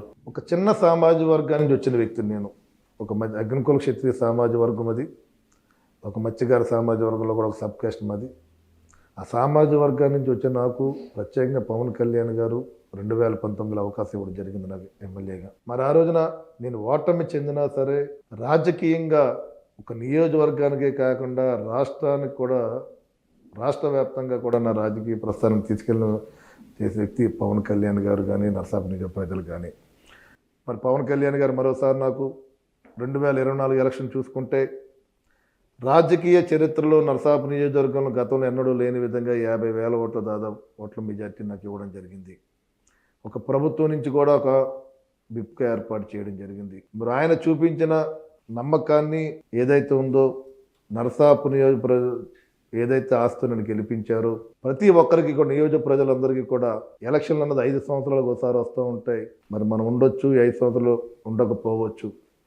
మనం చేసిన పని ప్రజలకి మనం ఏ రకంగా అండగా ఉంటున్నాం, ప్రజలకి మనం ఏం చేసాం, ప్రతి వ్యక్తికి మనం అందుబాటులో ఉంటున్నామా లేదా అన్నది నాకు కావాలి. నా నడక ఏ రకంగా ఉండదంటే ప్రతి చిన్న వ్యక్తికి కూడా ఆర్థికంగా అవ్వచ్చు, సామాజికంగా అవ్వచ్చు, ఏదైనా సరే ప్రతి వ్యక్తికి అండగా ఉండే విధంగానే ఈ బొమ్మిడి నాయకర్ అనే వ్యక్తి అందరికీ అందుబాటులో ఉండాలి. మా ఎమ్మెల్యే బొమ్మిడి నాయకర్ అన్న వాయిస్ రావాలి, నియోజకవర్గాన్ని అభివృద్ధి పదంలో ముందుకు తీసుకెళ్ళాలి. ఇక్కడ ప్రధానంగా త్రాగునీరు సమస్య ఉంది నియోజకవర్గంలో. ఆ త్రాగునీరు సమస్యను కూడా సరిచేసే విధంగానే నేను ముందుకెళ్ళాలి. విజయ పదంలో ముందుకు వెళ్ళే విధంగా ప్రతి ఒక్కరు కూడా నాకు సహకరించినందుకు వారందరికీ కూడా నియోజకవర్గ ప్రజలందరికీ కూడా ఈ జీవితాంతం కూడా నేను అందుబాటులో ఉండి వారికి మా కుటుంబం సేవ చేసే విధంగానే ముందుకెళ్ళాలని చెప్పి మనస్ఫూర్తిగా మీ ద్వారా మరి సుమన్ టీవీ ద్వారా నియోజక ప్రజలందరికీ నేను తెలియజేస్తున్నాను. నేను ప్రతి ఒక్కరూ కూడా మీ ఏదవసరం సరే ఇంకోసారి నేను తెలియజేస్తున్నాను. నేను మీకు ఏ అవసరం వచ్చినా ఏ సమస్య వచ్చినా సరే నా ఆఫీస్ దగ్గర నేనున్నా లేకపోయినా సరే నా ఆఫీస్ దగ్గర స్టాఫ్ ఉంటారు. మీ అందరికీ కూడా న్యాయం జరిగే విధంగా ఆ పని జరిగే విధంగానే నా ప్రణాళికని ముందుకెళ్తానని చెప్పి నేను మనస్ఫూర్తిగా తెలియజేసుకుంటూ, మరి ఈ అవకాశం నాకు నరసాపురం నియోజకవర్గంలో ఒక శాసనసభ్యునిగా నాకు అవకాశం కల్పించారు. ఒక చిన్న వర్గాన్ని నుంచి వచ్చిన వ్యక్తిని నేను. వారు చూపించిన ప్రేమాభిమానాలు కూడా నేను మర్చిపోలేని జీవితాంతం కూడా మరి వారందరికీ కోసం ఈ జీవితం నా జీవితాంతం నేను ప్రయాణం చేస్తానని చెప్పి కలుపుకునే విధంగా కూడా నేను తెలియజేస్తాను. ప్రతి వర్గాన్ని కూడా ఏదైతే బడుగు బలహీన వర్గాలు ఉన్నారో, ఎస్సీ ఎస్టీలు ఉన్నారో, ముస్లిమ్స్ ఉన్నారో, కాపు సామాజిక వర్గం ఉందో వీళ్ళందరినీ ప్రతి ఒక్కరిని కూడా కలుపుకునే విధంగానే కూడా నా ప్రణాళిక ముందుకెళ్తుందని చెప్పి ఈ సందర్భంగా మీ అందరూ కూడా తెలియజేస్తున్నాను నేను. థ్యాంక్ యూ మేల్ గారు. ఫైనల్గా మొగల్తూరు మీ నియోజకవర్గ పరిధిలో కదా, రాష్ట్ర ఉప ముఖ్యమంత్రి మీ పార్టీ అధినాయకుడు పవన్ కళ్యాణ్ గారి స్వగ్రామం అది. మొగల్తూరుకి ఎలాంటి వరాలు ఇవ్వబోతున్నారు? అంటే మొగల్తూరు అన్నది మాకు ప్రత్యేకంగా నరసాపురానికి పేరుపాలెం ఉంది, పేరుపాలెం బీచ్ ఉంది. అక్కడ బీచ్ పర్యాటకంగా కనుక అక్కడ అభివృద్ధి చేసుకుంటే ఇటు నరసాపురానికి మొగల్తూరుకి కూడా ఒక మంచి పేరు ప్రతిష్టలు వచ్చే పరిస్థితి. మేము అదేవిధంగా నేను మరి పవన్ కళ్యాణ్ గారి దృష్టిలో కూడా మేము పెట్టడం జరిగింది. అక్కడ బీచ్ అన్నది కూడా అభివృద్ధి చేయాలి. అక్కడ ఇంకో విషయం ఏంటంటే, ఒక విషయం కూడా మేము మాట్లాడదలిచారు, మీరు చెప్పారు కాబట్టి, ఏదైతే బీచ్ ఉందో మరి ఆ బీచ్లో కూడా అక్కడ యువకులు స్నానాలు చేసుకుని ప్రతి సంవత్సరం కూడా కొంతమంది ప్రాణాలు కోల్పోయే పరిస్థితి ఉంది. అక్కడ కొంత ఏంటంటే ఒక పోలీస్ స్టేషన్ కూడా, మన బీచ్ పోలీస్ స్టేషన్ కూడా అక్కడ రావాలి. అక్కడ అది కూడా నేను ప్రపోజల్ పెట్టాను. నేను త్వరలోనూ కూడా ఒక మెరైన్ పోలీస్ స్టేషన్ ఉంటే కనుక, మెరైన్ పోలీస్ అవుట్ పోస్ట్ ఉంటే కనుక కొంత నివారణ కంట్రోల్ చేయొచ్చు. ఏంటంటే యువతలు ఏంటంటే అందరూ కూడా లోపలికి వెళ్ళిపోయి స్నానాలు చేయడం ప్రతి సంవత్సరం కూడా నిజంగా చాలా దారుణం అనిపిస్తుంది. చిన్న చిన్న యువకులు 20 సంవత్సరాలు 25 సంవత్సరాల లోపు యువకులు అక్కడ ప్రాణాలు కోల్పోయే పరిస్థితి ఉంది. నేను గౌరవ ముఖ్యమంత్రి చంద్రబాబు నాయుడు గారికి, పవన్ కళ్యాణ్ గారి దృష్టిలో పెట్టాను. అక్కడ మెరైన్ పోలీస్ అవుట్ పోస్ట్ వస్తే కనుక కొంత మనం ఎవరైతే చనిపోతున్నారో కొంత కంట్రోల్ చేసే పరిస్థితి ఉంటుంది. ఈ టూరిజం కూడా, ఈ పర్యాటకంగా మొగల్తూరు ఉన్న టూరిజం కూడా మేము కొంత డెవలప్మెంట్ చేయాలి. అదేవిధంగా ఏదైతే మరి మొగల్తూరు మండలం మీరు మాట్లాడారు కాబట్టి, అక్కడ ఏదైతే జమీందారు భూములు ఉన్నాయో దాదాపు 7,500 ఎకరాలు జమీందారు భూములు ఉన్నాయి. ఆ జమీందారు భూములు కూడా వాళ్ళందరూ కూడా అక్కడ ఉన్న నివాసితులు ఉన్నటువంటి ఏదైతే 5 పంచాయతీలు ఉన్నాయి, ఆ పంచాయతీలు ప్రజలు కూడా వాళ్ళకి ఏదైనా చదువు విషయంలో కానీ, అదేవిధంగా వాళ్ళకి పెళ్లిళ్ళ విషయంలో, కట్నం విషయంలో కానీ ఆ భూమిని అమ్ముకునే పరిస్థితి లేదు. అదేవిధంగా వాటి మీద లోన్లు తెచ్చుకునే పరిస్థితి లేదు. వాళ్ళకి పట్టాలు ఇప్పించాలి. అదేవిధంగా మరి ముఖ్యమంత్రి దృష్టి తీసుకెళ్ళి, లేదా పవన్ కళ్యాణ్ గారు రెవెన్యూ మంత్రి గారి దృష్టిలో పెట్టి వాళ్ళందరికీ కూడా పట్టాలు ఇచ్చే విధంగా కూడా చర్యలు నేను సహకరిస్తానని చెప్పి తెలియజేస్తున్నాను. నేను నరేష్ కొద్దిగా దాన్ని జూమ్ చేయమ్మా. బొమ్మిడి నాయకర్ అని నేను ఉంది కదా ఎమ్మెల్యే గారు, నేను అప్పటి నుంచి ఇంటర్వ్యూకి వచ్చినప్పటి నుంచి అడగాలనుకుంటున్నా, అది నా వెనక వైపే ఉంది. ఇక్కడ బొమ్మిడి నాయకర్ నేను 73 ఏళ్ల మన నిరీక్షణ, 15 ఏళ్ల మీ విశ్వాసం, 3 ఏళ్ల మా కృషి అని ఉంది అనమాట ఎమ్మెల్యే అని. ఏంటది ఆ ట్యాగ్ లైన్, అవన్నీ ఏంటి అసలుకి? అంటే ఒక్క విషయం అంటే, నరసాపు నియోజక చరిత్రలో చూసుకుంటే కనుక ఒక మత్స్యకార సోదరుడిగా, ఇక్కడ ఒక అగ్నికుల క్షత్రియుడిగా, ఇక్కడ ఉన్న రాజకీయ నేపథ్యంలో 73 ఏళ్ల పరిస్థితులు, 73 సంవత్సరాల తర్వాత ఇవాళ ఒక శాసనసభ్యునిగా నాకు అవకాశం కలిగింది. అదేవిధంగా 2009 నుంచి ఏదైతే రాజకీయ ఆరగ్రేటం ఉందో, నాది 15 ఏళ్ళ నేను నా కష్టం ఒక ఎమ్మెల్యేగా ఉండాలన్న ఆలోచనతో కూడా ముందుకు వచ్చిన వ్యక్తిని, కొంత ఆలోచనతోటి. అదేవిధంగా మరి 5 సంవత్సరాలు కూడా మరి ఏదైతే గత 2019లో ఓటమి చెంది ఆ 5 సంవత్సరాలు కూడా పూర్తిగా డెడికేటెడ్గా ప్రజల్లోనున్న ప్రజల సమస్యల కోసం కానీ, ప్రజలకు ఏదన్నా సరే మరి ఎవరికి ఏదైనా మరి నిలబడిన సందర్భం ఉంది. మరి ఈ రోజున మరి ఈ 5 సంవత్సరాల తర్వాత ఒక శాసనసభ్యునిగా నాకు అదృష్టం కలిగించే నరసాపురం నుంచి ప్రజలందరికీ కూడా నేను ప్రత్యేకంగా మరి నాకు ఇవాళ ఒక శాసనసభ్యునికి అదృష్టం కల్పించినందుకు నరసాపురం నుంచి ప్రజలందరికీ కూడా మరి అదే ఈ అర్హత కలిగించిన మరి మొదటగా నాకు పవన్ కళ్యాణ్ గారికి కూడా నేను మరి పాదాభివందనాలు తెలియజేసుకుంటూ, మరి ఇటు నరసాపురం నుంచి ప్రజలకి, అదేవిధంగా మా నాయకుడు పవన్ కళ్యాణ్ గారికి కూడా జీవితాంతం వాళ్ళందరికీ కూడా మేము అందుబాటులో ఉండే విధంగా వారి గౌరవాన్ని, పేరు ప్రతిష్టల్ని, నరసాపురం అభివృద్ధిని కూడా ముందుకు తీసుకెళ్లే విధంగానే నా పనితీరు ఉంటుందని చెప్పి నేను సందర్భంగా తెలియజేస్తున్నాను. నియోజక ప్రజలందరికీ కూడా నేను తెలియజేసేది అంటే, మీ అందరికీ ఒక సేవకుడిగా ఒక మీకు సేవ చేసుకునే అదృష్టం నాకు కల్పించినందుకు మీ అందరికీ కూడా మరి ఒక సేవకుడిగా మీ అందరికీ నేను ఎప్పుడు కూడా నిరంతరం అందుబాటులో ఉంటానని చెప్పి మనస్ఫూర్తిగా సుమన్ టీవీ ద్వారా నేను తెలియజేస్తున్నాను. నేను థ్యాంక్ యూ ఎమ్మెల్యే గారు. మీ పైన పవన్ కళ్యాణ్ గారు పెట్టుకున్న నమ్మకాన్ని వమ్ము చేయకుండా నరసాపూర్ని ఒక ఆదర్శవంతమైన నియోజకవర్గంగా తీర్చిదిద్దుతారని కోరుకుంటున్నా. థ్యాంక్ యూ అండి. నమస్తే. Thank you sir. Thank you very much.